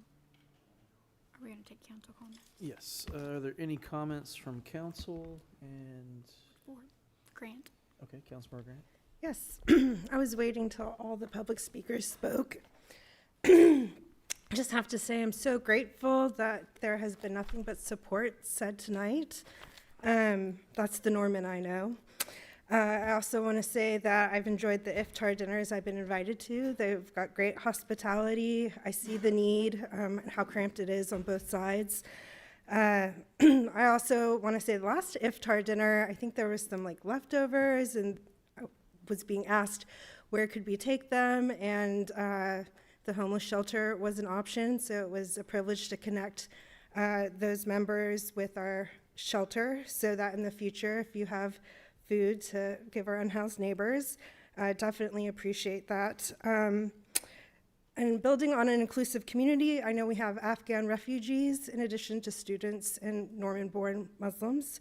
And so thinking about federal policies that have led us to this point, I definitely want to expand on safe spaces for people, no matter how they came to Norman. So I'm in full support of this project. Thank you. Thank you. Councilmember Gansberry, or, okay. The button's not working, I guess, for anybody. Well, so- that was just hers. Oh, okay. Okay. Not seeing any further ones. I do have a couple questions for Mr. Rieger, and mainly I assume the architecture of the addition will pretty much match the existing main structure. Yes, Mayor, and in the PUD, we actually have a clause that says 80% masonry applies to this facility, so yeah, I think it would generally match. We don't have a rendering for you tonight to show you, but generally, yes. I'd say as long as the street side is masonry, that would probably be Correct. ideal, but yes, okay, wanted to clarify that. Correct. And then sidewalk, I just want to clarify, there's partial sidewalk on George on that side of the street.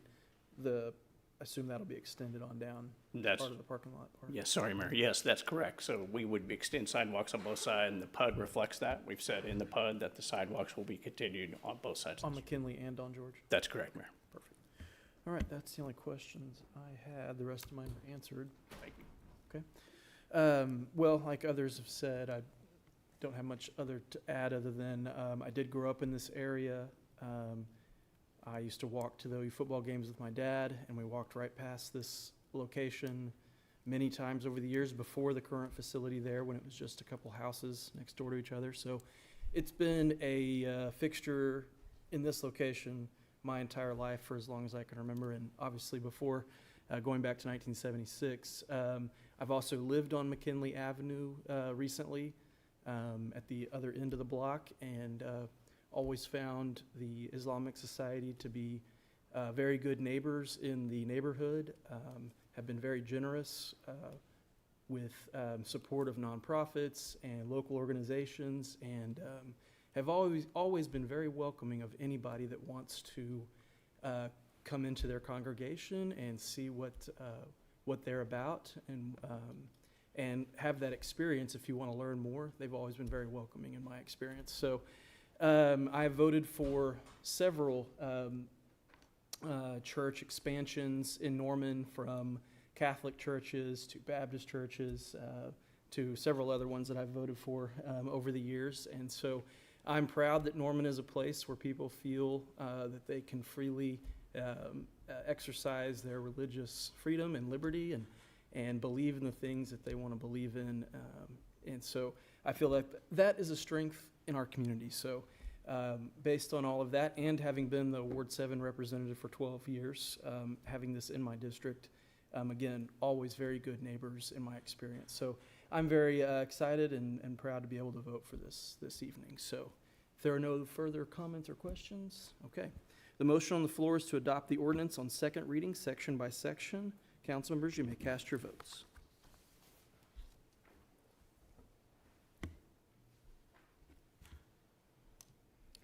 All votes have been cast, and the motion to adopt the ordinance on second reading, section by section, passes unanimously. All right, I'll entertain a motion to adopt or reject the ordinance on final reading as a whole. Adopt. Second. The motion on the floor is to adopt the ordinance on final reading as a whole. Council members, you may cast your votes.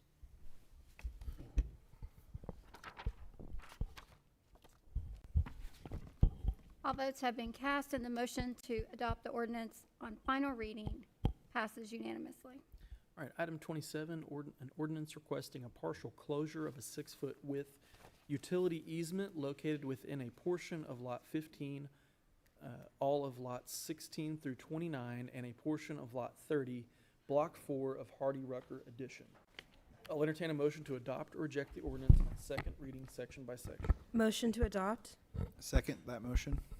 This is a companion item to the previous item. Are there any additional council questions regarding this item?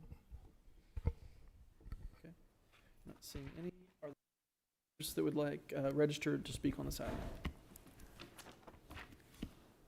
Yes, Mayor. Cynthia Rogers. That's all. Okay. Anyone else that has not spoken that would like to speak on this item? Okay. Any final comments from council? Seeing none. The motion on the floor is to adopt the ordinance on second reading, section by section. Council members, you may cast your votes. All votes have been cast, and the motion to adopt the ordinance on second reading, section by section, passes unanimously. I'll entertain a motion to adopt or reject the ordinance on final reading as a whole. Motion to adopt? Second to adopt. The motion on the floor is to adopt the ordinance on final reading as a whole. Council members, you may cast your votes.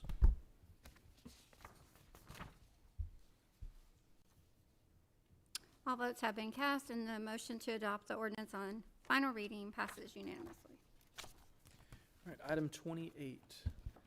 An ordinance amending the zoning code for property generally located at 1130 Rambling Oaks Drive of the Springbrook Edition, Section 6, from C1 Local Commercial District and place the same in SPUD Simple Planned Unit Development. I'll entertain a motion to adopt or reject the ordinance on second reading, section by section. Motion to adopt? Second. Is there a representative of the applicant? Mr. Rieger is here. Rieger on this one. We're going to go to the other side of Norman now on, here we go. Okay, so Northwest Norman, Ward 3, right next to Ward 8. And this is a unique project that I think you're going to probably see more of in coming years. We are basically transitioning a use from an office product to a residential product primarily. And this is starting to happen across the nation in a lot of ways as office and commercial is starting to sort of lose its favor more or less, and residential is needed more and more. And so this is an indicative project of that. I give an example too in Oklahoma City. There's a large project underway called the Harlicum Building right now in downtown Oklahoma City that is being changed from a large office building to full residential. We're not that big. This is only about 15 units, but this is a similar concept to that. So the site is just south of Arby's on Rambling Oaks, Robson Street, sort of across the top, I-35, 36th Avenue, about 0.7 acres. It's an existing two-story office building that has struggled, frankly, with occupancy. And so the proposal here is to convert it to residential and to expand it, to add another part of it that would be additional apartment buildings, apartment units within it. So that's the site. You see it on the left.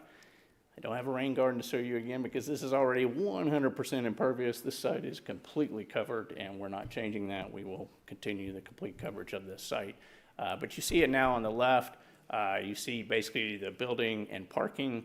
You're going to see in a moment the parking is roughly the same, similar, because we are building an addition to it over the parking lot on the sort of lower left side of it. So I'll show you sort of a parking summary. There's the site right now, completely covered, and the addition to this will be going over the parking lot on the sort of left side of it. You see Arby's right across the top of it. The existing zoning is C1, local commercial. The proposed zoning is a SPUD. So this is an example of what SPUDs can do. C1 does not allow for any residential. Commercial, our zoning districts don't allow any residential. And we could do RM6, but it doesn't allow any commercial. So we don't really have a zoning district that would make this fit, and also to allow the existing building to continue on with the existing setbacks and so forth. So we take a SPUD, and we can allow part of this building to still be commercial, which is the proposal tonight, and the rest of it can be residential as a transition piece. So the proposed zoning is SPUD. The existing AIM Norman is unchanged. It would allow for this type of a use as the land use is interchange mixed use, and this is proposed mixed use. So the AIM Norman project, AIM Norman use would be continued here. So this is the site, and if you recall, the site was covered with parking all around the existing building. We're now taking an additional building and putting units above the parking lot below. And so it's 15 new residential apartments, 1 ground floor unit for a small commercial cafe, and it would just be a little piece of a commercial cafe. There used to be a restaurant in here, you might recall. Probably roughly half of that would remain as a commercial space, probably as a small restaurant space, and the rest would be converted to residential units across the site. So conversion of existing commercial office building and the added upper story. Here's sort of looking through the building down to the first floor, and you can see now the parking spaces on the left there under the apartment buildings above it. And then the existing building on the upper right is converted almost all to residential with, again, sort of, you can kind of see it, it's a little hard to notice, but there's a sort of a trapezoidal piece up on the upper right corner. That would be the retaining of probably a commercial space. It would be allowed to be residential if we're not able to utilize it as commercial, but the idea is that it would remain as a commercial space, and the rest would be residential. There's sort of a full count of the spaces. The cafe would be about 1,000 square feet. The rest of the facility would be residential. Parking, if you ran the parking recommendations of the city of Norman, it would say that we should have about 27.64 spaces to be exact. We will have 36 spaces, so we will have it overparked for what your recommendations suggest we should have. This is sort of elevations. If you look at the top, the right side is basically the existing building, and the left side is the proposal just to mimic it. And you see sort of the new elevations on the south and the other side on the lower right. So really basically a continuation. So site plan context, you could see basically it continues the existing building on the north side. The lower left side is in the new building, parking underneath it. We're overparked at 36 parking spaces. Staff report has been very positive. Overall, the proposal aligns with the suburban neighborhood character area and AIM interchange mixed use policies. It's kind of hard to say. And supports the retrofitting of the existing commercial building. Summary, this has gone through very well. Planning Commission was heavily supportive. Nobody spoke at Planning Commission. Nobody came to pre-development hearing. We've yet to hear from a single neighbor on this project or anybody in the whole process. So no protests. Staff findings are that it's consistent with the residential policies by providing a housing style and density which suit diverse housing needs. I think we'll see more of that. We're seeing that more and more on staff reports, and we're seeing it more and more in the need of housing that we have different ideas for. So with that, I'll be that simple and quick, and I'm happy to answer any questions that you have. Thank you very much. Thank you. Are there any council questions regarding this item? Councilmember Bruce? Mr. Rieger, total number of units, both buildings? Would be, I'll show you right here, Councilman, it would be basically 15 units. You see on the left side, there's 15 units, 2 bed, 2 bath, 1 bed, 1 bath, 2 bed, basically roughly 10, 17 square feet. And kind of, I don't know if you can read that very well, but that's the unit count and makeup as proposed. And one commercial? One commercial on the sort of upper right side of the space in the existing building. Why the gap between the two buildings? I don't know exactly. I think it might be a fire code reason, and also it's hard to build an exact smashed up to each other, and also you have windows that are already there, so we have some ventilation space and some separation that can still exist between the buildings. Any other council comments, questions? Councilmember Grant? Yes. Shame about the rain gardens, but Sorry about that. I do appreciate this mixed use. You know, I see it being pretty valuable in the sense that you don't have to do any sprawl to accommodate this new housing. So just to forecast my vote, I will be in support of this. Thank you. We have rain gardens on a lot of projects. The Noun Hotel has one that was award-winning and some other projects, but we just don't tonight. I think it's the first time in a while that we have had one show you. Okay, let's see, you, so the first building, just to be clear again, that has, the whole building right now, the existing one is commercial, top and bottom. Correct. It's office and a restaurant on the first bottom area, that sort of whole east side of the first bottom area. And there would remain some commercial on the bottom, but the rest of the bottom would also be units. So the building that's there now would have residential units on the second floor and on the ground level. Correct. And I assume the ground level ones would be ADA, probably ADA accessible. We would meet the code. I don't think code requires it when you're at this low of a unit count. Typically, I'm not an expert on the code as to what the break point is, but there is a break point. I don't remember how many units it is.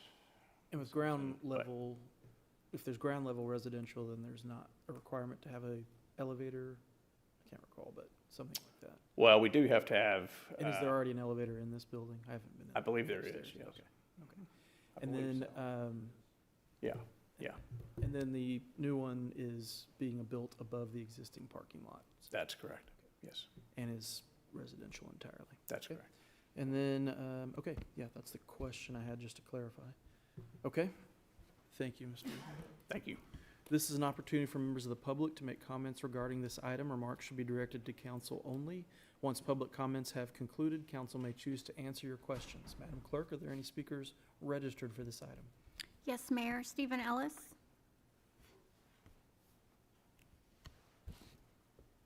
And then Cynthia.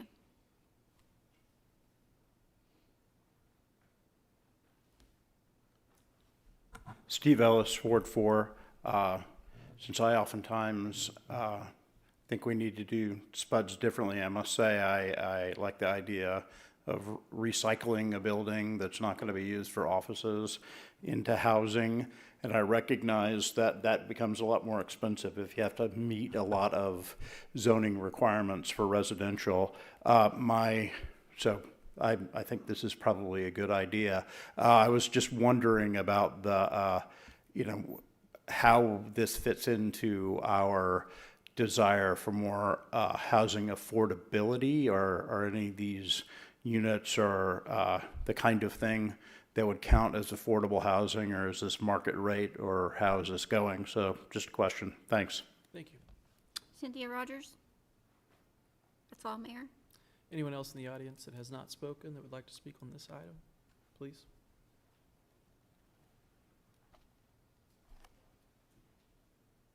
Hello again, Mayumi Windler, Ward 2. This just occurred to me while I was watching the presentation. Okay, so we have the existing building. Is this going to be done in phases, like the existing building gets remodeled and then those units get rented out while the new building is constructed? I'm just kind of curious about that. Okay. Thanks. Thank you. Any other comments?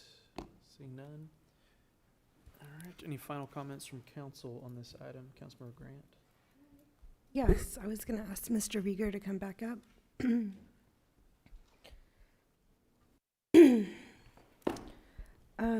Are these units going to be market rate, or will there be any affordable ones?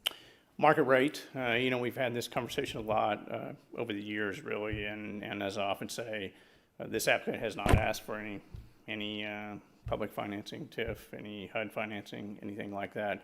I do offer, and we've had this discussion, I know I've heard the mayor make this speech much more eloquently than I could say, but compression housing concept that, every new unit we provide, I do believe frees up affordable housing in other contexts of existing housing. It's very hard right now for new construction to build anything that is affordable unless you have public financing, such as the Oak, I forget the name of it, but on Imhoff, that project. Park, Crimson Flats, I mean. Crimson Flats. I mean, when you start doing things like that with new construction, where there is significant public subsidies, you can get there for affordable housing, but it's very hard for the private market to get there. But I do hope you take some solace in that every additional unit frees up perhaps a unit somewhere else in Norman that can then free up for somebody to move from that into this and frees up that for an affordable house. I do appreciate the answer and also mentioning market compression. When we had the Affordable Housing Town Hall in the fall of 2022, we talked about how new housing, even if it is market rate, allows people to move up, and then that frees up more affordable housing at the lower end in the housing market. The other question I had was in regards to the phasing question. How will this be constructed? Yeah, I don't have an answer for you other than the PUD doesn't regard that or get into that level when we do zonings of this nature. Or larger zonings, sometimes we do get into phasing of what's going to be first. It would be up to the applicant when they decide as to whether they do it as a unison project or as a separated project. So we don't get into that level of detail on the PUD though. So. I'm sure the market factors into it. Yeah. Those are just my questions. Thank you. Thank you. Councilmember Gansberry? One, I like this concept for sure and everything about, taking an empty building space that's not really working as what it was meant for, putting tax-paying citizens in there right across the street from everywhere you can spend money and everything like that. It's a great concept. I'd like to see if this could maybe even grow, throughout Norman in different areas that this would be supported. And I would ask, your tenant and everything that's going to be doing these, they're kind of setting the groundwork for if it can succeed or not, you know, and everything, and definitely take pride in their work and everything like that to make the success where we might be able to duplicate it over time around Norman and everything. Appreciate that, Councilman. Councilmember Bruce? Is there a connection between these two buildings and that narrow walkway? There is, right at the top there, you see it, you can see it right there, that connects the buildings. First floor? I believe that would be the second floor connection. You can see it up at the top in the middle, connecting the two buildings. And the smallest unit is like 750, 700, something like that? It was right up in there. You see units, basically 741. I believe there's one down in the middle down there, 600 some, which is a 1-bed, 1-bath. So 741 for 1-bed, 1-bath at the top. And realize these could, I mean, this is finite down to the square foot. I would suggest when we get to building permit plans, which doesn't happen at zoning level, then these could change slightly, but the zoning would allow for that unit count. I'm good. Okay. All right. I think my comments on it would just be that I definitely think this is something we need more of in Norman. It's a really great example of an existing building that's 2 stories, that has a commercial and office use that maybe that demand isn't there anymore, and retrofitting an existing second floor, and now even with the first floor, which is even better, or just an addition, retrofitting an existing structure to allow for more residential is really this type of stuff I think, at least I'm really trying to aim at, with how to make better use of the existing space that we've already developed. The existing area of Norman that we've already paved over, that we've already extended water lines, where we've already widened the roads, where there's already parks, and taking something like this, an existing building and a parking lot, and building on top of the parking lot, so you still have the parking underneath, but now you have apartments above it. And so this is just a really great example. It's also an urban living that doesn't require you to move to downtown Norman on Main Street and live above a storefront there. This allows for suburban area to have an urban amente where very close access to I-35, and it's right across the street from our both of our movie theaters are across the street. There's lots of restaurants and some employment opportunities around there too. So I think this would be a very attractive location for even professionals that may not even work in Norman. And it has a bus stop out front already, which is great, so connected to public transit. And I think it's a really great thing that the units are 2 and 1 bedrooms. So these aren't 4 bedrooms sharing a living room. This is not geared towards students, the student population. So this is really things I would see being available to most everybody. Affordability, permitting, but I do agree that these are potentially 15 more units than we currently have today, and mostly in an existing structure. So I think this is absolutely what we need to see more of in Norman. As I agree with Councilor Gansberry, I hope to see it in many, many other areas throughout Norman. You drive around, there's tons of parking lots in Norman. There's tons of single-story strip malls that you could add on to. There's 2-story buildings. There's some office buildings in downtown Norman that could be that potential use in the future. So I'm excited to see this project, and I really hope we see some more. Okay, so the motion on the floor is to adopt the ordinance on second reading, adopt the ordinance on second reading section by section. Council members, you may cast your votes.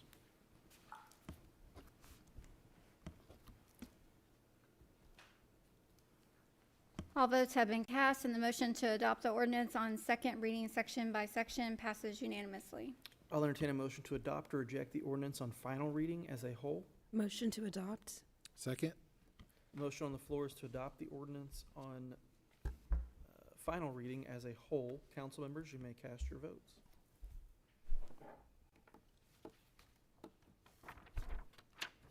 Motion to adopt the ordinance on final reading passes unanimously. Item 29, ordinance amending the definition of an accessory dwelling unit in the zoning code. I'll entertain a motion to adopt or reject the ordinance on second reading, section by section. Motion to adopt? Second. And I recognize Laura Hawes, Planning Services Manager, to make a presentation. Hello again. All right, so we adopted our ADU ordinance in 2024. So we've had approximately 23 permits since we adopted those, and we have had many more calls since then. One of the things in the definition of accessory dwelling unit is that the unit must be placed in the rear 25% of the principal dwelling structure. And this has proven to be a little difficult to explain to homeowners or property owners, and it can often lead to difficulty finding a good placement due to other factors that might exist on their properties. So we'd like to propose saying the ADU must be located no further forward than the principal structure. So it would keep it subordinate to the principal structure, without placing maybe an undue hardship on where someone can put a structure. So it's pretty short and sweet for this one. Any questions? Are there any council questions regarding this item? Seeing none. Councilmember Kirby? In Ward 5, you have a whole lot of houses that have set way up off the road. I don't know if you actually had a code that said they had to be 300 foot off the road or 400 foot off the road. Would this affect if somebody wanted to build one in the front yard in between it and the road per se? Because I noticed it's in the back or what?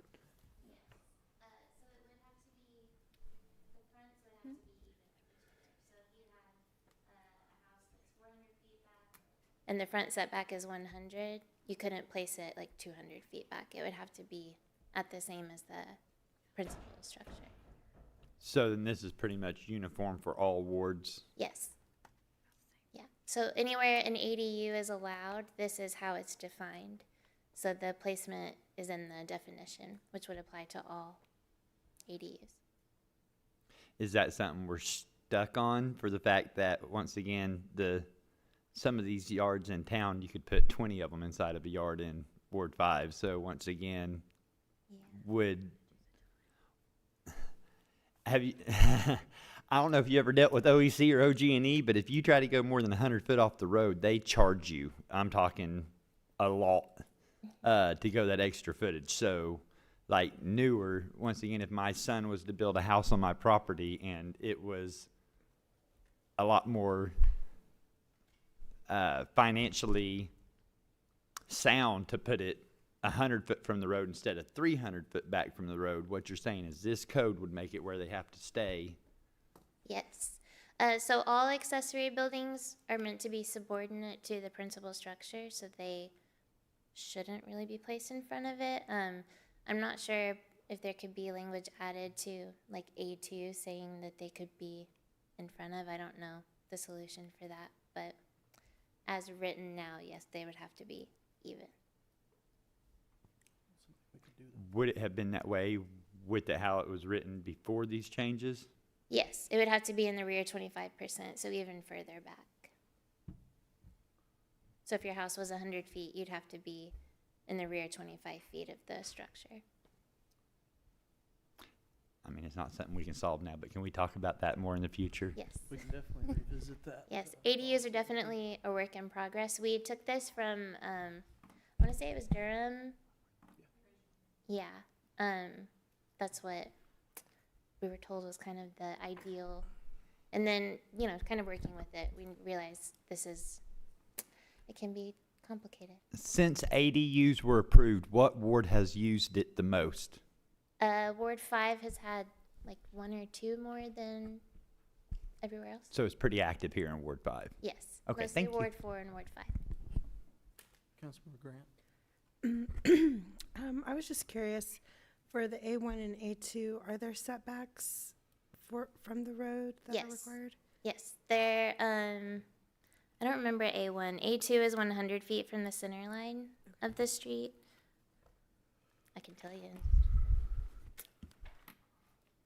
Let's see. And A1 is 25 feet. Okay. Then the other thought was, could you build a new, bigger house in front of what was the primary dwelling unit and make the primary dwelling unit an ADU? Yes. So that would be a workaround. All right, that was just my question. Thank you. You're welcome. Yeah, Councilmember Bruce. I can understand Councilman Kirby's concern. So if I have an existing house and I have an outbuilding that's in front of my house, I convert that to an ADU, we're good. No, we wouldn't be able to approve your permit for it. Okay, so if an existing outbuilding, I can't convert, To the ADU, yeah. okay, without what?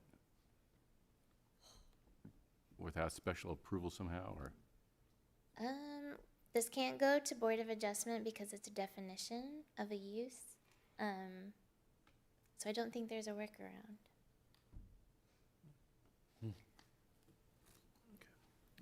Like I said, we can definitely revisit for sure, now that we're 2 years in. Okay, all right, thank you. Yes. I see no further questions for now. Thank you, Laura. All right, thank you. All right, this is an opportunity for members of the public to make comments regarding this item. Remarks should be directed to council only. Once public comments have concluded, council may choose to answer your questions. Madam Clerk, are there any speakers registered for this item? Yes, Mayor. Stephen Ellis. Cynthia Rogers. That's all I have, Mayor. All right, anyone else from the audience that would like to speak on this item? Okay. Are there any final comments from council on this item? Seeing none. The motion on the floor is to adopt the ordinance on second reading, section by section. Council members, you may cast your votes.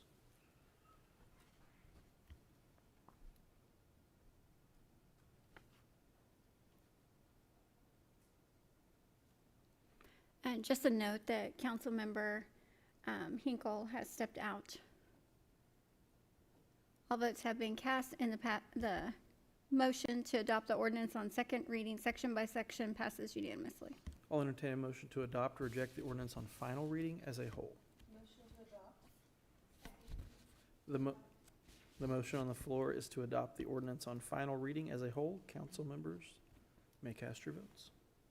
Hang on, let me clear it real quick. Clear. There we go.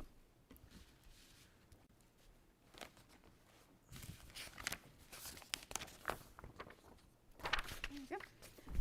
All votes have been cast and the motion to adopt the ordinance on final reading as a whole passes unanimously. All right, item 30 is an ordinance amending the subdivisions code of the city in order to remove references to greenbelt enhancement statements and amending the submittal deadline for preliminary plats and implementing any necessary renumbering. I'll entertain a motion to adopt or reject the ordinance on section by section. Motion to adopt. Second. I recognize Laura Hoggett once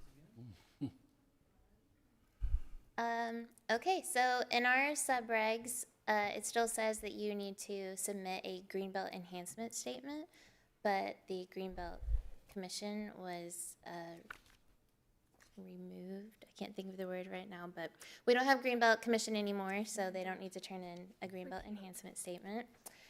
And then currently the subregs say that you must turn in your application on the first Monday of the month, and that conflicts with the other like rezoning deadline. So now it'll be the first business day of each month to just kind of have a cohesive process for everything that goes to Planning Commission. And that's short and sweet too. Any questions? Okay. Are there any council questions regarding this item? Not seeing any. So eliminating that, but so Greenbelt Commission partly Was repealed. absorbed into Parks Board. Yes. Right. So this Greenbelt statement wouldn't be necessary to present to the Parks Board? No. Why is that? Do you know? I mean, the issue is one more of the language, there isn't a Greenbelt Commission. Right. So there is no Greenbelt Commission to be submitting a report to. The same information can be considered by the Park Board, but there really is no Greenbelt Commission to which to submit a report. The trails plan was also updated with AIM for in the park plan. So it was kind of asking for information for something that's not really the plan anymore. I just want to make sure, because when we consolidated those, I think the intent was to make sure that those issues we weren't getting rid of concern about green belts or tree board or all those things, that we should make sure that the Parks Board was going to be considering all those things still. And so staff is confident that's the case. Yes. They are. Yeah. Okay, perfect. Any other comments, questions from council? Councilmember Kirby? So this has no impact on like the parks that go into neighborhoods? This won't affect, That's they'll always still been get with the. Park Board. Okay. Okay. All right. Then this is an opportunity for members of the public to make comments regarding this item. Remarks should be directed to council only. Once public comments have concluded, council may choose to answer your questions. Madam Clerk, are there any speakers registered? Yes, Mayor. Stephen Ellis. Cynthia Rogers. That's all I have, Mayor. All right. Anyone else from the audience? Okay. Are there any final comments from council? Councilmember?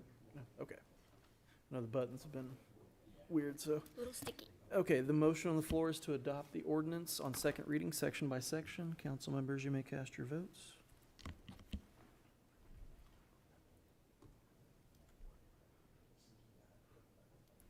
All votes have been cast, and the motion to adopt the ordinance on second reading, section by section, passes unanimously. I'll entertain a motion to adopt or reject the ordinance on final reading. Motion to adopt? Second. The motion on the floor is to adopt the ordinance on final reading as a whole. Council members, you may cast your votes. Sorry. Trying to write in. All right. Motion on the floor to adopt the ordinance on final reading passes unanimously.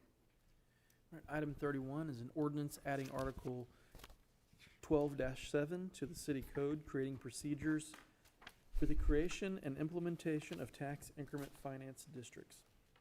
I'll entertain a motion to adopt or reject the ordinance on second reading, section by section. Motion to adopt?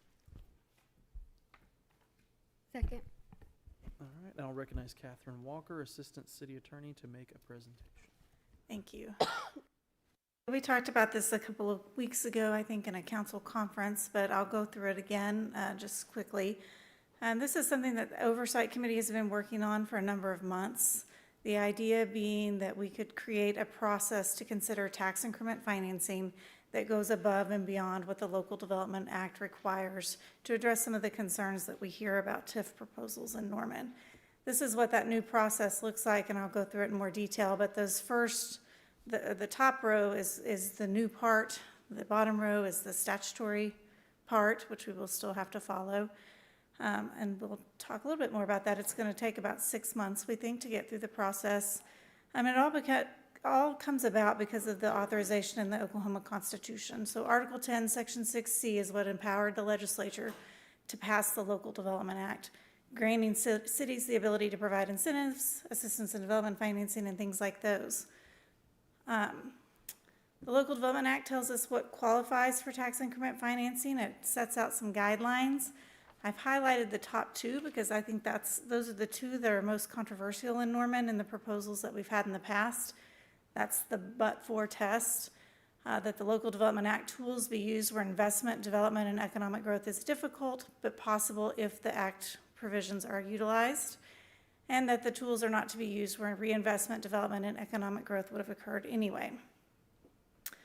So in the Local Development Act, the legislature explicitly found that areas that are designated as historic preservation areas, reinvestment, or enterprise areas as unproductive, underdeveloped, or blighted areas under that enabling constitutional provision.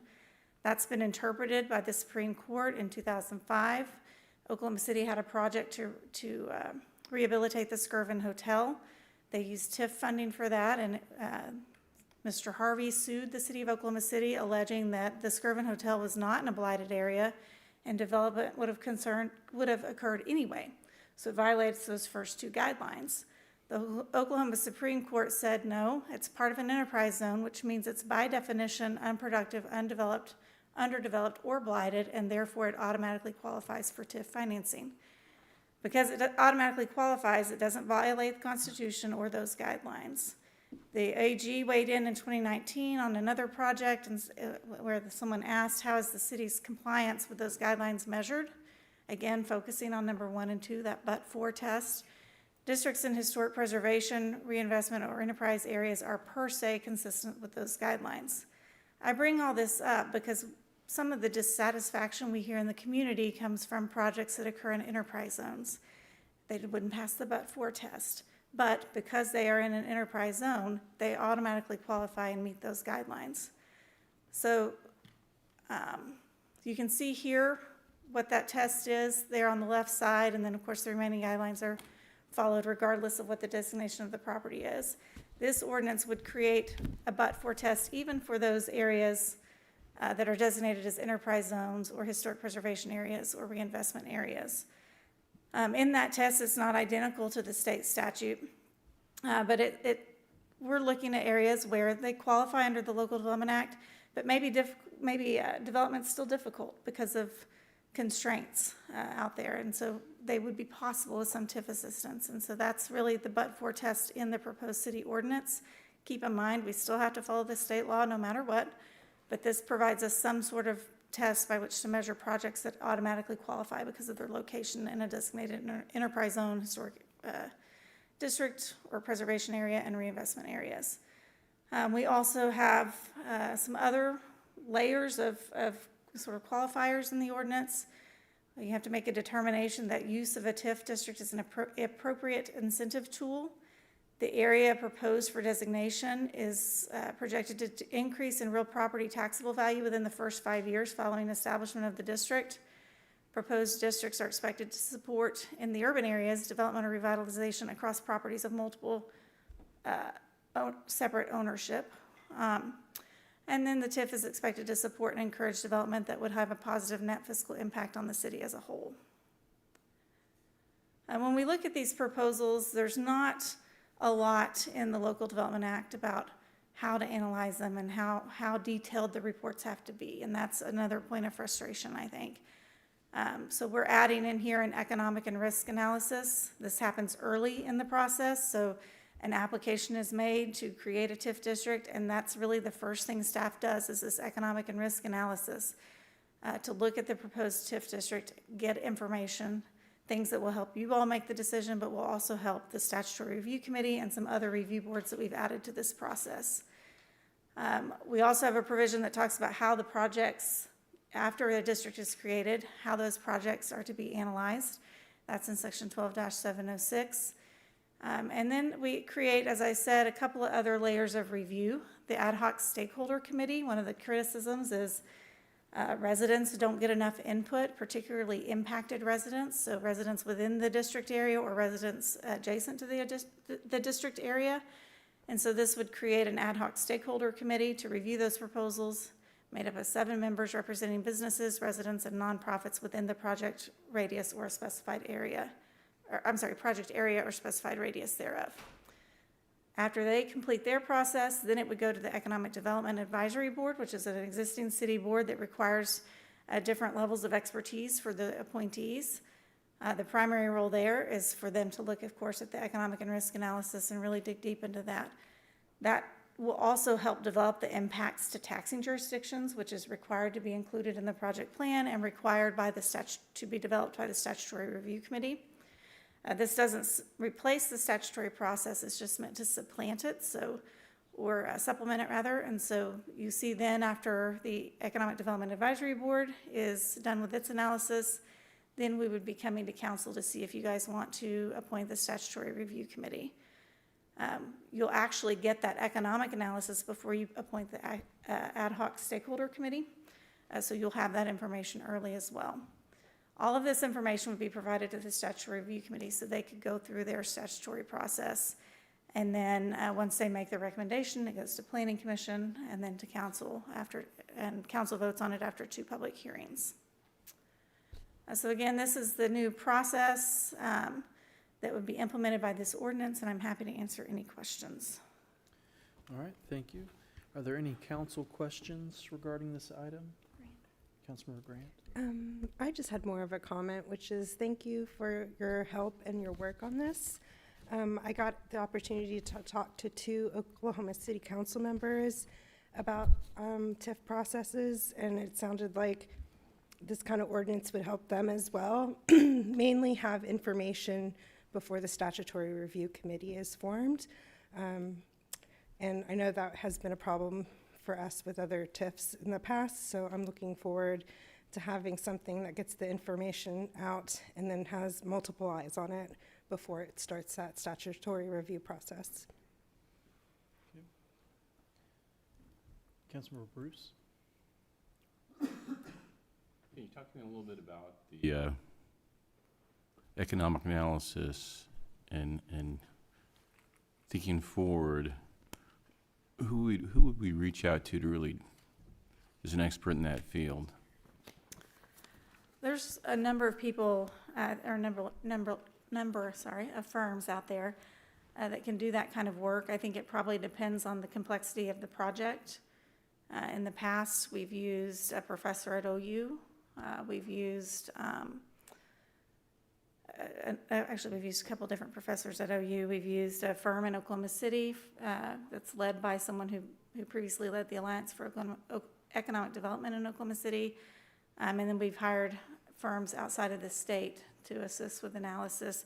This kind of gives them the questions they need to help answer, which we don't always have. That tends to vary project to project, so that would ensure more uniform information.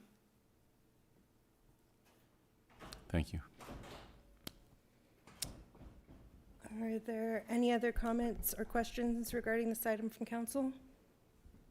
Seeing none, this is an opportunity for members of the public to make comments regarding this item. Remarks should be directed to council only. Once public comments have concluded, council may choose to answer your questions. Madam Clerk, are there any speakers registered for this item? Yes, ma'am. Stephen Ellis.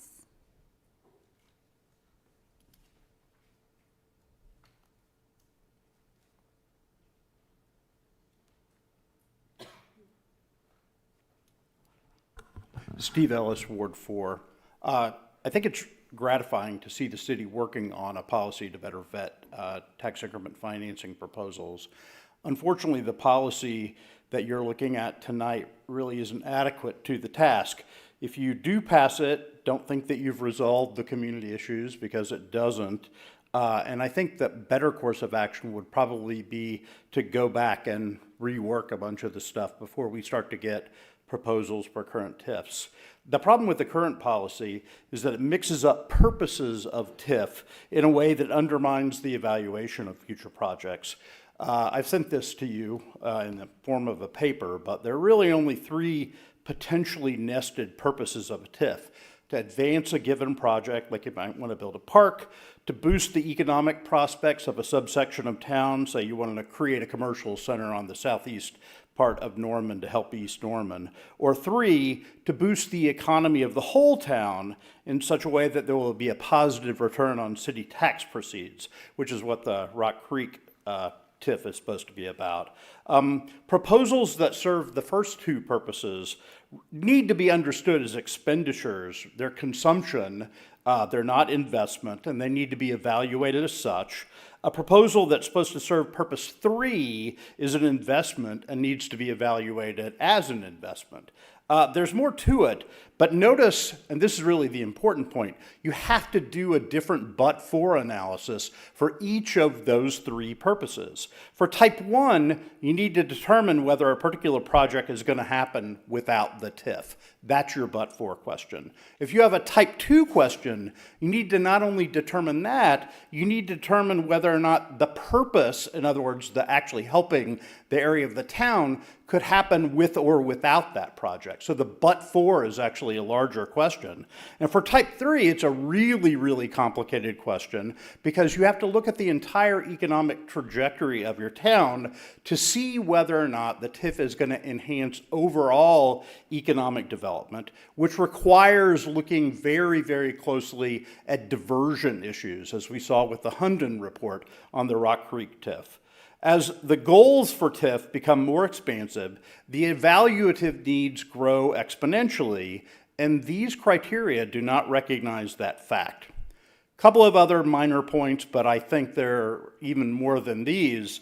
First, the express preference for ad valorem only TIFs, so have increments only out of ad valorem taxes, is really a preference for rating education funding for non-educational purposes. 75% of ad valorem taxes in Norman are school or VOTEC taxes. Once you've put them into a TIF, they never go back to education. There's some school equalization issues, but the pot gets smaller when you do that. I sent you a paper on that. Secondly, the preference for TIF districts that increase in value quite quickly within 5 years, especially when you're looking at ad valorem only TIFs, is basically a preference for drawing TIF boundaries that attempt to capture current growth, which you see people admit when they're actually working on the TIFs.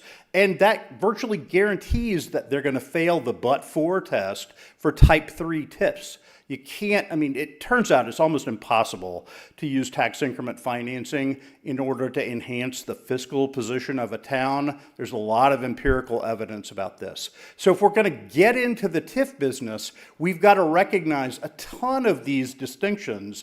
And unfortunately, the new process doesn't do any of that. So back to the drawing board is what I say. Thanks.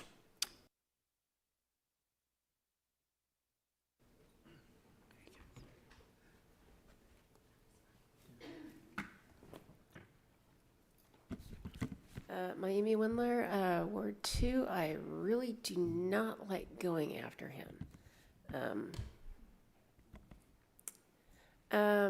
Okay, so some of my questions on this. Applications submitted. Who is actually submitting the applications? Are they the businesses, or is it possible that the city itself could, submit an application to put a TIF somewhere? And would that change, the criteria and the scrutiny, depending on who the application is being submitted by? Comment on the EDAB. I'm on EDAB. I don't have an economics degree. Why am I on this board? The only thing I can say is that my finances, my personal finances are in really good shape. So I don't know if that qualifies me, but I don't know a lot of the questions to ask other than, does it make financial sense? And then should we be limiting this kind of process to just TIFs? I know there's a lot of controversy about the Sooner Mall tax rebate. Should it be applied to anything that is going to be giving public money to private interests? That's it. Thanks. Thank you. Marguerite Larson. Oh, I'm sorry, never mind. I'm right. Then Cindy. You moved. Marguerite Larson, Ward 6. So I have many questions about this proposal, this new process proposal, because I feel like there should be some sort of limitation as to how much the city is going to be responsible for before they actually bring it to a vote of the people. And I think that should be imposed in this analysis, that up to a certain amount, we could do it with council. After a certain amount, it needs to come to a vote of the people. And I just am very, very strongly feel that way, that it should be a decision that is made by the community and not a decision that is solely made by the council. Not that you all ever make bad decisions, I'm not saying that. But I just feel like it needs to be a little bit more intuitive than what it is. So I am requesting that you go back to the drawing board. Thank you. Thank you. Cindy Rogers?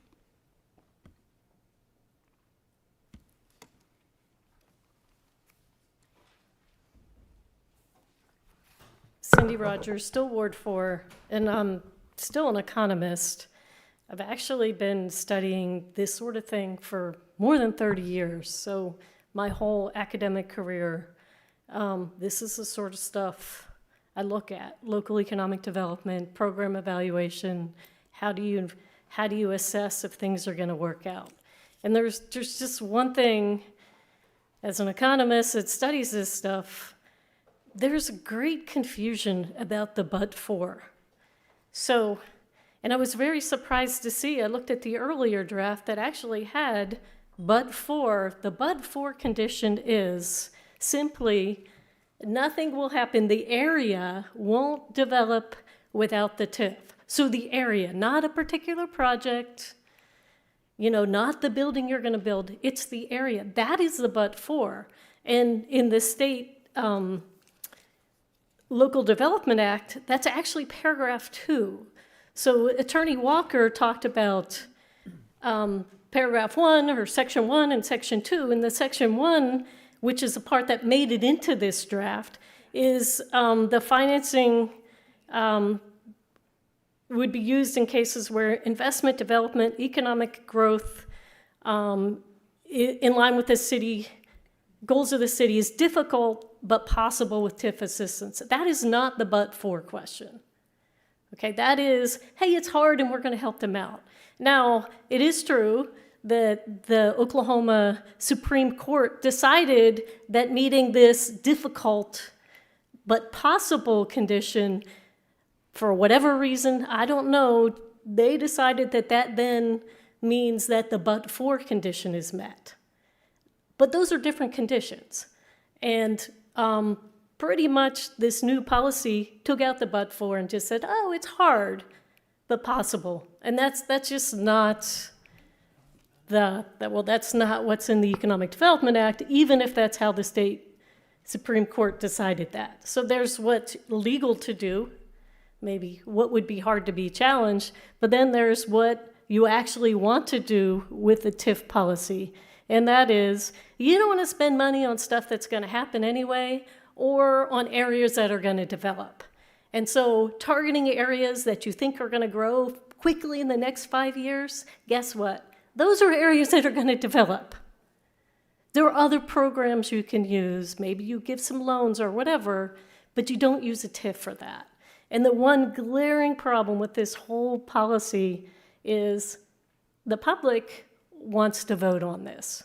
And I know there's been some discussion about a charter change, but passing a policy before settling the issue of letting the public vote on big projects that could last a long time, I think doesn't solve the problem.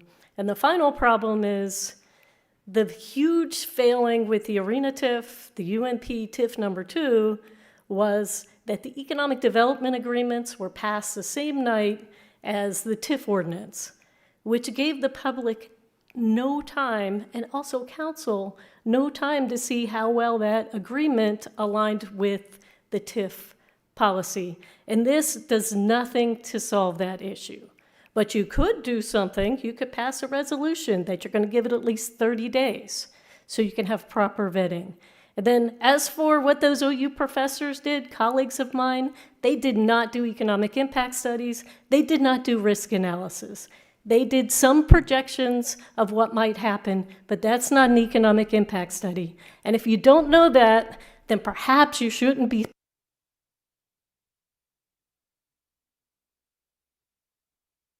That's all I have, Mayor. Anyone else from the audience that hasn't spoken that would like to speak on this item? Seeing none, okay. Are there any final comments from council on this item? Councilmember Grant. Yes. Would Catherine Walker come to the podium? To address the but for when an area could develop in the next 5 years, when we are talking about Griffin or an East Downtown TIF, we were talking about, yeah, it's possible, but if we want affordable housing, which this policy also outlines that council prefers 10% affordable housing in a TIF, that's not something that would be in the category of difficult and may need help to actually achieve. Right, and that's exactly where that provision came from, is thinking in areas that statutorily qualify because they're in an enterprise zone like Griffin, what's the hindrance there? It's vacant land, it could develop, but would it develop the way that council wants it to develop with affordable housing and other initiatives? And so we work to put those initiatives in the policy and create space for those type of projects. And just thinking to Griffin as well, it lacks infrastructure and has issues with potentially lead and asbestos and other problems. And then for East Downtown, it was identified that in our capital improvements budget, there is no way in the next 5 years to give those business owners some upgrades in East Downtown, specifically alleys, public parking, streetscaping, like the 400 block of Main, but for an East Downtown TIF, correct? Yes, I mean, it really is a way to provide financing. So taking new new sales tax or property tax revenues and using that to finance improvements to help keep that area growing in a way that meets council's goals. And then to speak to the vote of the people, as I understand it, we are stuck with the Local Development Acts process, short of being sued again for a declaratory judgment on that. This is a way for us to present information to everybody equally, which was missing in the processes before, correct? Right. The idea is to get you all the information you need and to get the review committees, now additional review committees as well, the information they need to better inform their recommendations. And then it's technically not a part of this, but the tax rebate situation that was mentioned, it probably won't happen until retreat, but there has been discussion about updating that policy as well. Yes, and the Economic Development Advisory Board has expressed interest in looking at a retail incentive policy. The policy we have on the books was not really intended for retail, and so it's like fitting a round peg into a square hole or a square peg into a round hole. So there's definitely interest there and among council, from what I've heard, to look at that policy and develop something. So that would be adjacent work to the work we're already doing here. And if we wanted to update this ordinance, it's not usually as lengthy of a process as creating a new one, correct? Yeah, it's always harder to create one the first time. It'll be easier to go in and tweak as we need. And I suspect we'll find areas we probably do want to tweak if Griffin or East Downtown goes first. That'll be a really good chance to kind of work through the ordinance and see how it works. All right. I appreciate the extra information. Thank you. No problem. Councilmember Bruce? Yes, Catherine? One of your slides up there had a particular line where we talked about the past related to multiple parties, benefit multiple parties. Can you throw that slide up again? I remember we talked about the case if someone came in that hey, I'm going to do a large project, I'm one party. Right.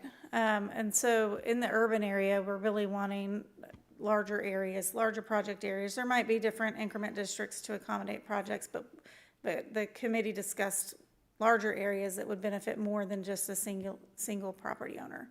And so that's what that expectation is really trying to address. My eye's not catching it now. It's the next to the last one. Okay. Properties of multiple parties for separate I think ownership. there's an extra across properties in there, or properties of, there's a typo, but it's that next to last bullet on the right side.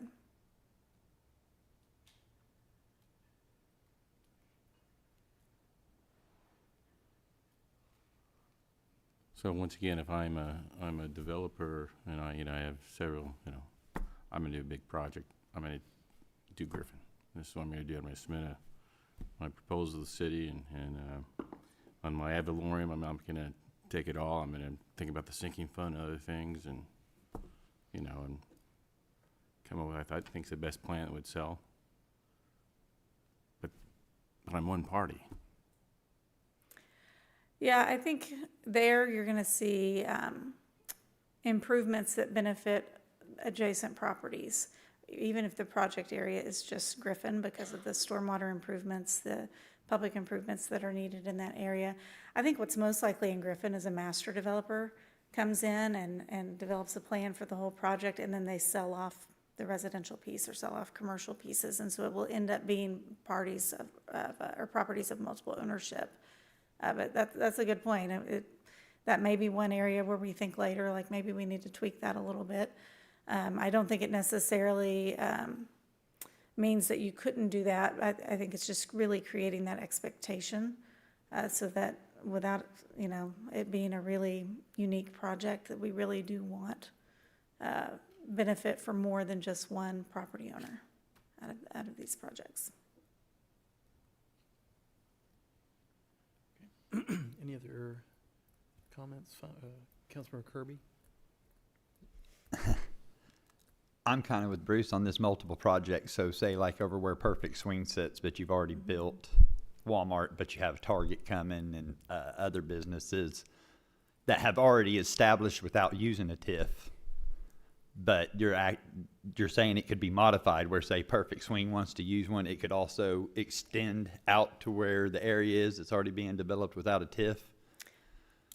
We'd want to be careful about that, I think, but there may be reason to draw a bit of a larger area for public improvements or things like that. That's an excellent point as well. This may be something we end up wanting to tweak, as I said, when we see some real life examples come forward. And then I also struggle because none of these ever say anything about it, but we are struggling as a city. We're struggling with making sure all of our workers are okay and our firemen have enough firemen or police have enough. And I get the PSST or I get all that, but we're not meeting what we set up. So how do we protect to where we stop giving away 100% of our project? I mean, there's one thing to have an incentive and do a 60-40 or 40-60, but there's another thing to go 100% and 100% on ad valorem. I wouldn't rent a hayfield, spend all the money watering it and planting the seed just to have somebody come bell it and take all the hay. That wouldn't be a smart move as a farmer.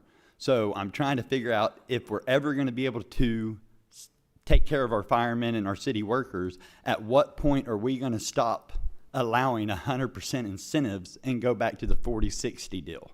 Because to me, we're never going to move forward or have money to do these projects without doing something like a TIF if we don't start keeping some of the money back for ourselves versus giving it away for 25 years. That's really the only, and you said we can modify it. So when it gets modified, can we put it in to where we stop giving away the money 100%? Because I don't know of a single other industry that says, hey, I'm going to invest all this time and then just give it away. So Yeah, that's something council can discuss. And at the end of the day, any TIF project is council's decision. And so that comes down to a policy decision for you all. You look at the project, is it worth the split that you've got in the project plan? Maybe it is, maybe it isn't. But the goal here is really to get you all that information early and get you enough information and all the review committee processes, feed enough information into those so that you all can make fully informed decisions. I definitely start liking us to take care of our teachers, police, and fire the same way we take care of our builders. Thank you. Any other comment from anybody? Councilmember Bruce? I'm sorry, just to, so can you throw your first slide up, the process? Mm-hmm.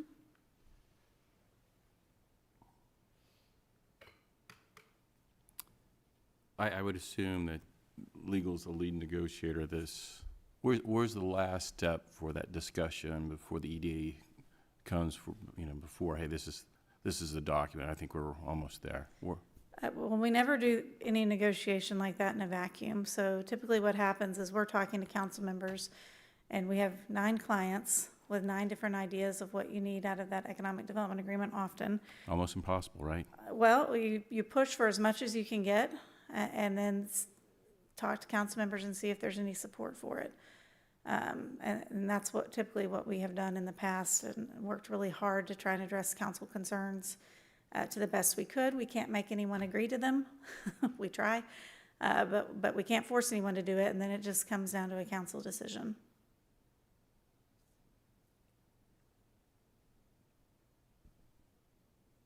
And I want to touch on time, as far as time to understand that document, the EDA. And someone mentioned time frame. There wasn't a lot of time frame in the past, than a couple of our TIFs, I guess. And so how are we protecting against that time, to have that time?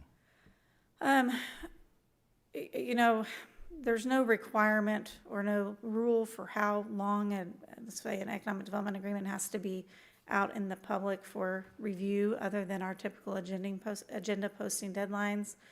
We are more concerned about making sure council knows what's in it and trying to make sure we've negotiated and gotten all the input that we could from council. And we definitely try to get that out there as quick as possible. In the case of the arena, I think if we had just brought the project plan forward, the criticism would have been, well, how's this really going to work? Who's obligated to do what? Because the project plan doesn't obligate anyone. It's the development agreements that do. And so that's why that was brought forward at the same time. It was after talking to council and realizing we need to be able to answer how this is going to work and who's going to do what. So having time to review both those documents, whether singular and one behind the other or together in parallel, I mean, it's just time to do that for me, you know. Yeah. And I imagine for those that will follow me in this seat would like to have that time to say, okay, let me think through this. As long as that time is given, I think, you know, it's warranted. Yeah, definitely. We definitely want to give council members enough time to review that. And so, as I said, we don't do that in a vacuum. We work really hard with council to get input and feedback. I just wanted to speak to Councilmember Kirby's point. With the ad valorem, we were talking about using the review stakeholder committee to talk about what that split could look like and educating that committee. We had stated in this that our policy preference is for ad valorem and not sales tax. I would say the benefit, if it's got affordable housing, is that makes it affordable housing for police, fire, and teachers. The other word that is, I guess, popular today to use for that type of housing is hero housing, which again is our preferred policy in this ordinance. I would say we have said that we don't prefer to use sales tax, although we can consider it. And I think there has been discussion about a potential charter change to require a supermajority of council to approve TIFs of a certain percentage, as that is a legally viable option for us. Right. That people would vote to approve. Mm-hmm. And council had that discussion, I think it might have been last week, week before. Time's running together, Yeah, but it was quick. It'll be coming back up again. We got some initial feedback on that, so we'll be bringing that back to you. And just to be totally clear, if a sales tax TIF, if sales tax is used in a TIF, our dedicated revenues would not go towards it, so it would not be 100% sales tax. Correct, and there's language in the ordinance to address that also, but that's something historically we've done in practice. We've never applied dedicated sales tax revenues to the sales tax increment. So your PSST, Norman Forward, Transit. Guest tax. Guest tax, we haven't done that. Is there one more? Might be missing one, but any of those dedicated sales taxes, we have protected those so that they can see the benefit of any sales tax growth in the district, even as we may apportion off some of the other new sales tax, non-dedicated sales tax revenue. So in theory, if we were doing ad valorem and creating potentially some affordable housing, and let's say there was like a little bit of sales tax, that would still go into those funds and make transportation, public safety, gas tax, all that. It would raise those budgets. Right. All right, thank you. All right. One of the questions I heard was, can the city apply for a TIF? And the answer, I think, is yes.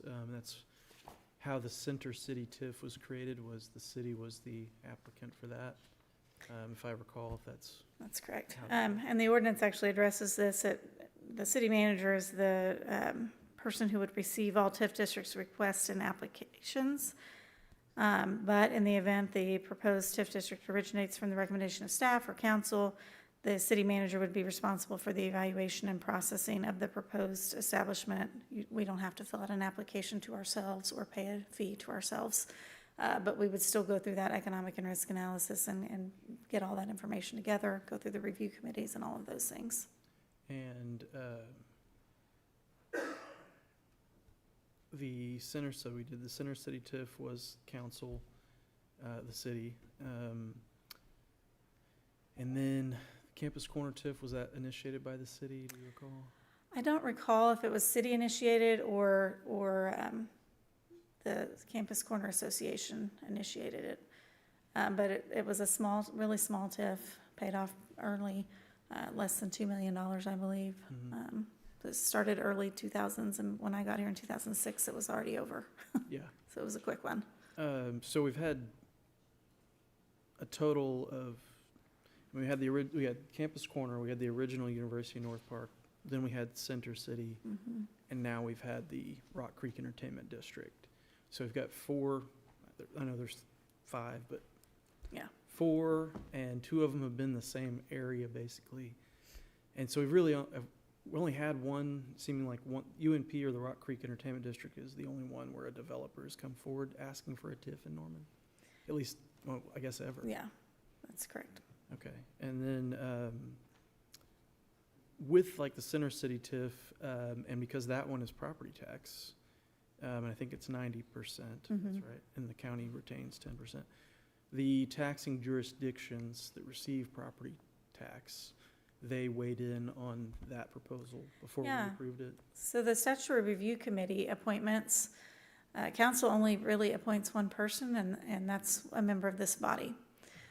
Planning Commission appoints a person, and then the rest, other than appointments made after the committee starts meeting, the rest are representatives of taxing jurisdictions, and that was the legislature's attempt to make sure that the school districts, Moore Norman, the Department of Health, the libraries, the county, everyone is in the room and weighing in on the proposal. And if the Statutory Review Committee, if their findings are, we don't support this proposal, then what happens after that? If you take action that is different from the Statutory Review Committees, it requires a higher threshold for voting. I think it's 2/3 vote to adopt it in opposition to their recommendation. And is that in ordinance or? That's in state law. That's in state law that requires a supermajority if we go against the review. So you can turn it down without a supermajority, but if you adopt it. If the taxing jurisdictions were to say, the schools were to say, we don't support this, we think it's bad for us, and they recommended not doing it, the council would then have to do a supermajority vote too. Right. And that, I would imagine that probably wouldn't be very politically popular if they were all saying, no, we don't want this, and we decided to do it anyway, but, okay. And let's see. We had a question about, can council restrict TIF to any percent we prefer? And I believe, yes, we can. With the Rock Creek Entertainment District, I personally had a problem with 100%. I was thinking more 25 maybe, could talk about 50, but 100 was a deal breaker for me. And the response from the applicant was, it can't work without 100%, which was a red flag to me, that if you can't do it without 100% of property and sales, then it's not a very good deal, in my opinion. If you can't get private investment to cover 10% of that, if you need 100% of sales and property for 25 years, to me, not a good deal. But the council had the discretion to say, we don't want to allow 100%. The majority of council at that time decided that was okay with 100%. So Yes, council does, to answer that question, council does have the authority to not allow 100% if the majority of council is willing to, or if that's how the majority of council feels. Just in this one, the majority of council was okay with it, so. But again, that was one of my major critiques of it, was the 100% thing too, so I agree with that being a problem. And then the paths to a vote of the people, which is already touched on a little bit, but we talked about our inability to require a supermajority vote, but that we could ask voters to approve a charter amendment to potentially do that. Right, that strengthens our case. There's an old Norman case where our ordinance required a higher threshold of voting, but our charter says it only takes 5 to pass something. And so we really need to put that in the charter to strengthen the case, to do something that's different than what's in our charter now, but also different from what's required in state statute. And that's something that citizens could do a petition initiative to do, or council could Either put way. forward to voters as a question. Okay. Either way. Okay, I think that is the questions I had for right now. All right, were there any other council comments, questions? Councilmember Blodgett, were you pressing the button? Yeah. Okay. So they weren't working earlier, so, okay. All right, thank you, Catherine. The motion on the floor is to adopt the ordinance on second reading, section by section. Council members, you may cast your votes.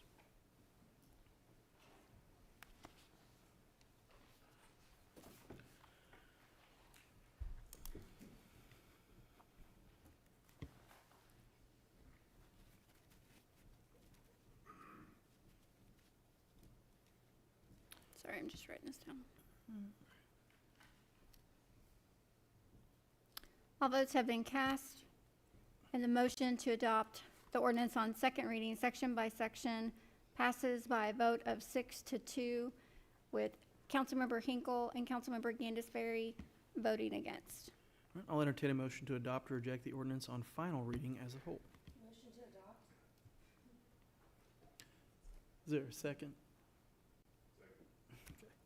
The motion on the floor is to adopt the ordinance on final reading as a whole. Council members, you may cast your votes.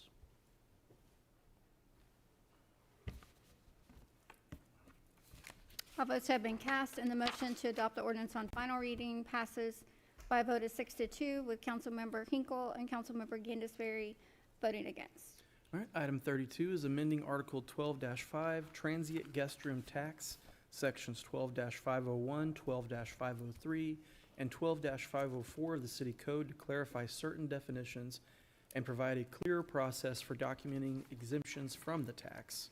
I'll entertain a motion to adopt or reject the ordinance on second reading, section by section. Motion to adopt. Oh, I don't need to press any. I'll recognize Catherine Walker, Assistant City Attorney, to make a presentation. Thank you. This ordinance came about after this most recent election, raising the room tax rate. Through the public information process, we got a lot of questions and realized there were places our ordinance could be cleaned up and clarified to represent current practice and to better express with clarity how it applies and things like that. So changing just a couple of things here. The definition of hotel, there's an old reference in there to bedroom count.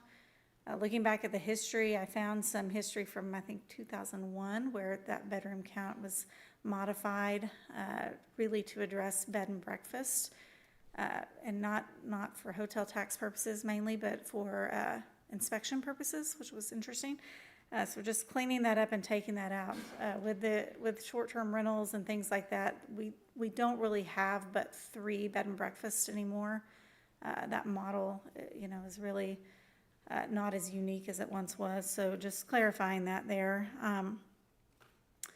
We also have always had it listed as an exemption to the tax as permanent residence, but elsewhere in the ordinance, there was a definition of permanent residence that really focused more on that 30-day stay. And so we wanted to clarify that so that we can read those two together and make sure it's clear to everyone that Norman residents are exempt from the tax. We also put in there what kind of proof would be required.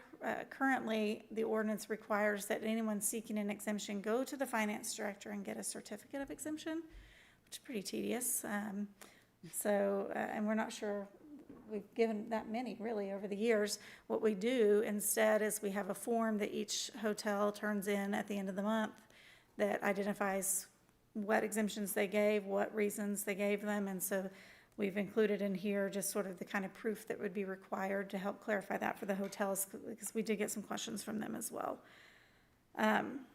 With that, I think that those are the main changes.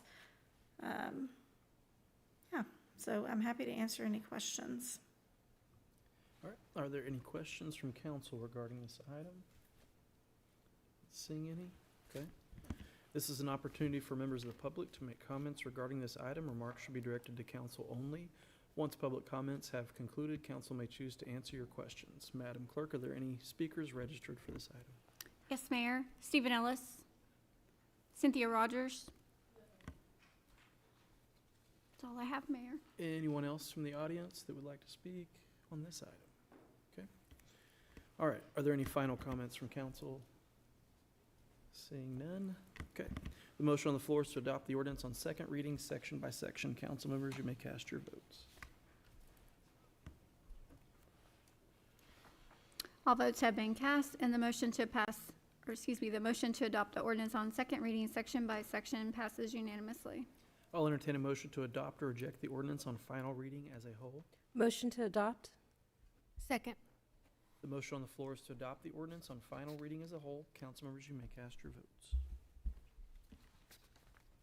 All votes have been cast, and the motion to adopt the ordinance on final reading passes unanimously. All right, miscellaneous comments. This is an opportunity for citizens to address City Council. Due to Open Meetings Act regulations, council is not able to participate in the discussion during miscellaneous comments. Remarks should be directed to the council as a whole and limited to 4 minutes or less. Anyone signed up for comment? Yes, Mayor.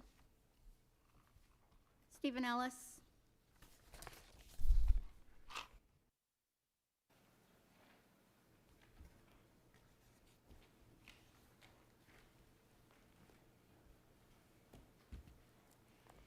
Stephen Ellis, Ward 4. I have to say I'm really looking forward to removing council's authority to do TIF districts, at least not without a vote of the people. I think that's what council should be looking at regarding the charter change that was discussed during the last item. But otherwise, there'll be a petition to that effect that will certainly take place. Part of the reason why is that the policy adopted tonight, as well as the discussion of the policy on the mall sales tax stuff that was actually postponed, really shows that council isn't up to the task, the city staff isn't up to the task of vetting these policies.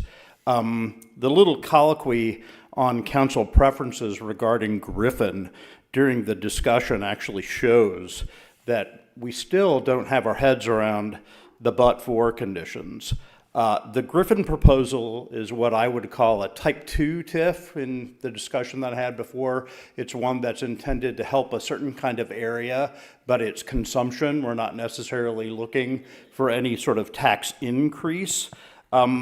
And as such, it would need to be assessed as consumption rather than investment. And the but-for condition there is essential for understanding what the opportunity costs of doing the proposal would be.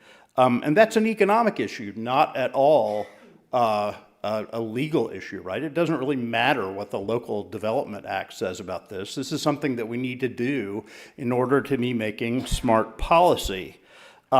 We have lots of ways to influence the character of development. We can look at zoning, for example, although apparently we're not doing that anymore. It turns out that TIF is just not a good tool for avoiding market forces, right? What you're suggesting is we're going to get exactly what we want because we're spending this money. Well, the market still has a say in all of this stuff. And if we want to do it just by luring people in to do things, we're at a huge risk of overpaying for that kind of stuff because we don't understand how to calculate the opportunity costs. And that turns out to be the important thing, that this policy doesn't do anything to help us understand, which is why, in a way, it's, you know, to be honest, it's not like it's going to screw anything up, because it's just not helping at all. The actual solution is to probably limit council's ability to do this. So if we don't do the appropriate but-for assessments, if we don't recognize that TIFs have different purposes that call for different assessments, we're going to screw this up every time. And we haven't shown that we have the analytic capacity to make good judgments about these things. Second point I wanted to make during discussion, I'll make it quick. I thought it was really telling that Councilor Rieger admitted during the discussion of the SPUD after the Islamic Society proposal that the market's just not capable of providing affordable housing. But notice what he didn't tell you. It wasn't that the market can't make money at all doing that. It can't make as much money as it does in doing something else. And the city actually has some control over that, which is internalizing the costs of the sprawl, which is where developers make most of their money. If they have to pay full freight for the developments that they do that cost the city a lot, if we put the costs back on them. Thank you. Mayumi?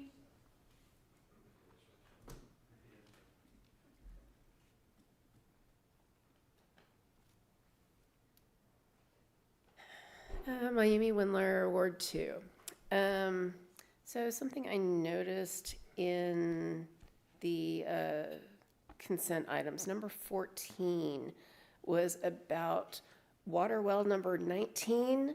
I don't know if you remember, I had to look this up, but on the March 24th meeting, it was in item 31 from the OTA that was basically giving us a bunch of money for water wells 17 and 18 that were inactive, 19 currently out of service due to car accident, which number 14 tonight was basically we're getting 100 grand from insurance for well 19. And then number 20 was an active water well. So my question is, isn't that double dipping? I mean, we're not going to be using that well because basically we sold the well to the OTA, but we're still getting this insurance money. And, you know, where is that going to go? Like, you know, what fund does it go into? Is it going to finance another well? Okay, and then about this whole TIF thing.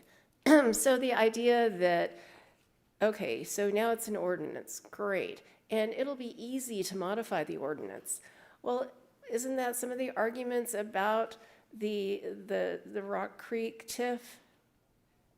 That it's going to be difficult to change the ordinance? So which is it? Is it easy to change ordinances or is it not? The whole idea that, you know, you're making decisions for this council, but then you don't want to modify decisions from a previous council, or, you know, how does that work? It just doesn't seem fair. Anyway, thanks. Good night. Thank you. Dan Munson. Sorry, mic's off. Dan Munson.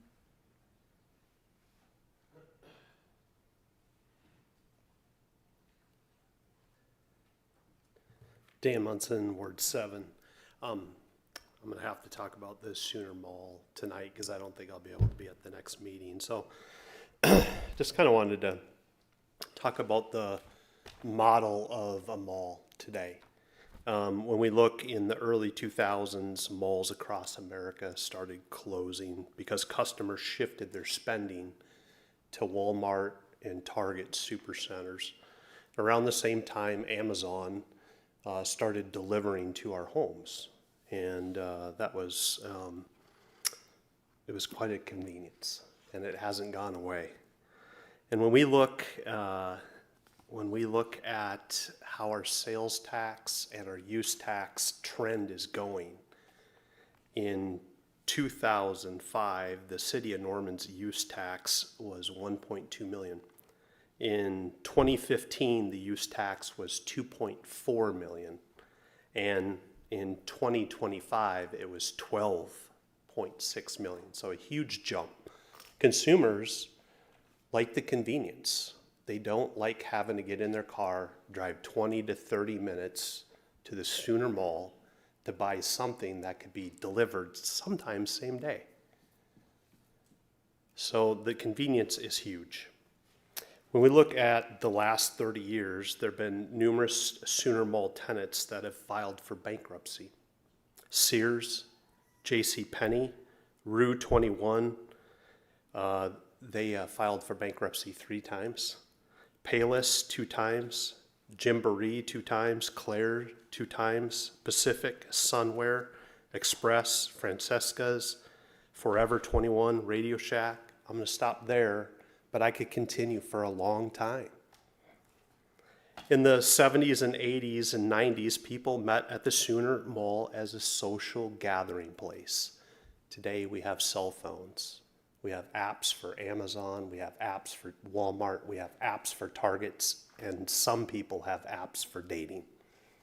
They don't need to go to the Sooner Mall. Americans have changed how they purchase products. We've seen the former owner of the Sooner Mall go bankrupt. GPP went bankrupt. They filed bankruptcy.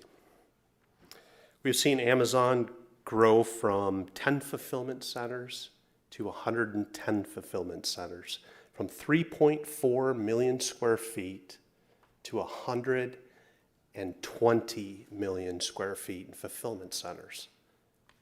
They're not going away. They will stay. What will go away is malls.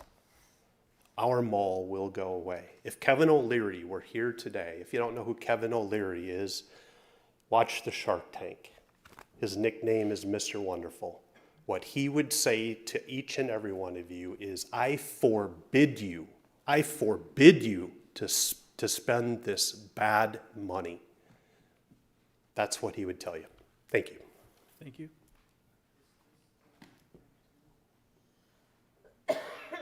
Marguerite Larson. Marguerite. She's coming.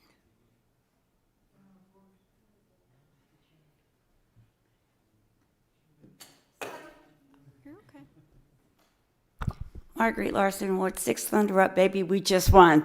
Okay, so moving on. Yeah, well, that was important. Got to get that out of the way. I agree with Dan. I don't think that money should be given away. I mean, I worked retail for years. I worked in that mall for years, and I have seen it totally deteriorate. It is a waste of money. It's a waste of investment. And I think our money, taxpayers' money, could be used a lot better for other uses, for stormwater, for taking care of the east side, now that they've lost a grocery store. I just feel like it's money being thrown away. So, vote no. And Thunder Up. Thank you. Cynthia Rogers.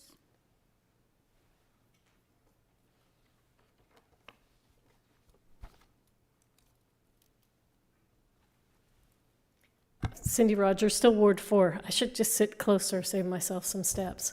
I'm very happy that we're talking about TIF policy and programs and how to do it better, because we absolutely need to build trust, to build expertise, to make smart decisions for a smart community.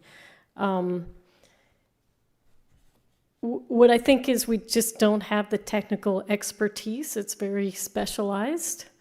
I mean, you shouldn't ask me to do legal things, but economic things, I know a couple things about that. For all those TIFs we've had in town, there has yet to have been a proper economic impact study. You had hundreds of pages of stuff for the Rock Creek Entertainment District. but none of them were actually a proper economic impact study. In fact, for the Arena TIF, the analysis you got was for the original full-blown, very big OU plan and not the one you actually approved. So how did that happen? It happened because the TIF project plan is sort of a vague conceptual thing, and it's not a contract. This is the sort of thing we want to do, which is why if we're not looking about a better process for the economic development agreement, we're just not going to do better in the future. And so what happened, yeah, there was a back and forth with the economic development agreement, but who actually looked to see if the economic development agreement was consistent with the project plan? Or if that was consistent with the analysis that was shown to the Statutory Review Committee? I did. But I didn't do it in the 4 days that I was able to look at the economic development agreement because I'm fast, but I'm not that fast. And I doubt council had the opportunity to do that. So the process needs to include some time to see, will this development agreement enact the project plan we envisioned? And is somebody analyzing that, preferably, people with those technical skills to do that? Because the consultants we have, the TIF consultants, will tell you something about projected revenues and whether it will pay off the financing. But that's not an economic impact study. That doesn't tell you the impact on the budget. Now, after the Statutory Review Committee and EDEB, the city finally had HVS look at the impact on the city budget. But that was supposed to have been evaluated at the beginning by the Statutory Review Committee. So my concern is we set up more steps, but we continue to fumble at each and every one by not having the proper analysis. We absolutely need to think about the process of creating those contracts, which is what the Economic Development Agreement does. Because a project plan isn't a contract, and you can undo it at any time very easily. Once you have the Economic Development Agreement, it becomes harder. And so that's where I hope we can put some effort into allowing time for public to digest, for other experts to digest, because just having more citizens committees of people who don't have the particular expertise in these things, it's not going to improve. We'll just have more stuff, but not the right stuff and not the quality stuff we need. Thank you. Thank you. Sabrina Alexander.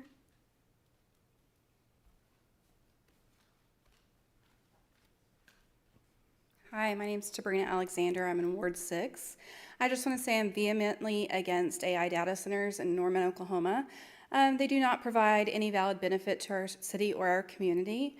Instead, they destroy our land, water supply, property values, etc. While I appreciate the intent to slow and learn about them with a potential moratorium, we can already see how they've damaged other communities around the country, where they are not new and they are dangerous. We must ban data centers in the city of Norman. There must not be any loopholes or workarounds. I urge you all to do this as soon as possible to protect Norman and its citizens. Thank you. Thank you.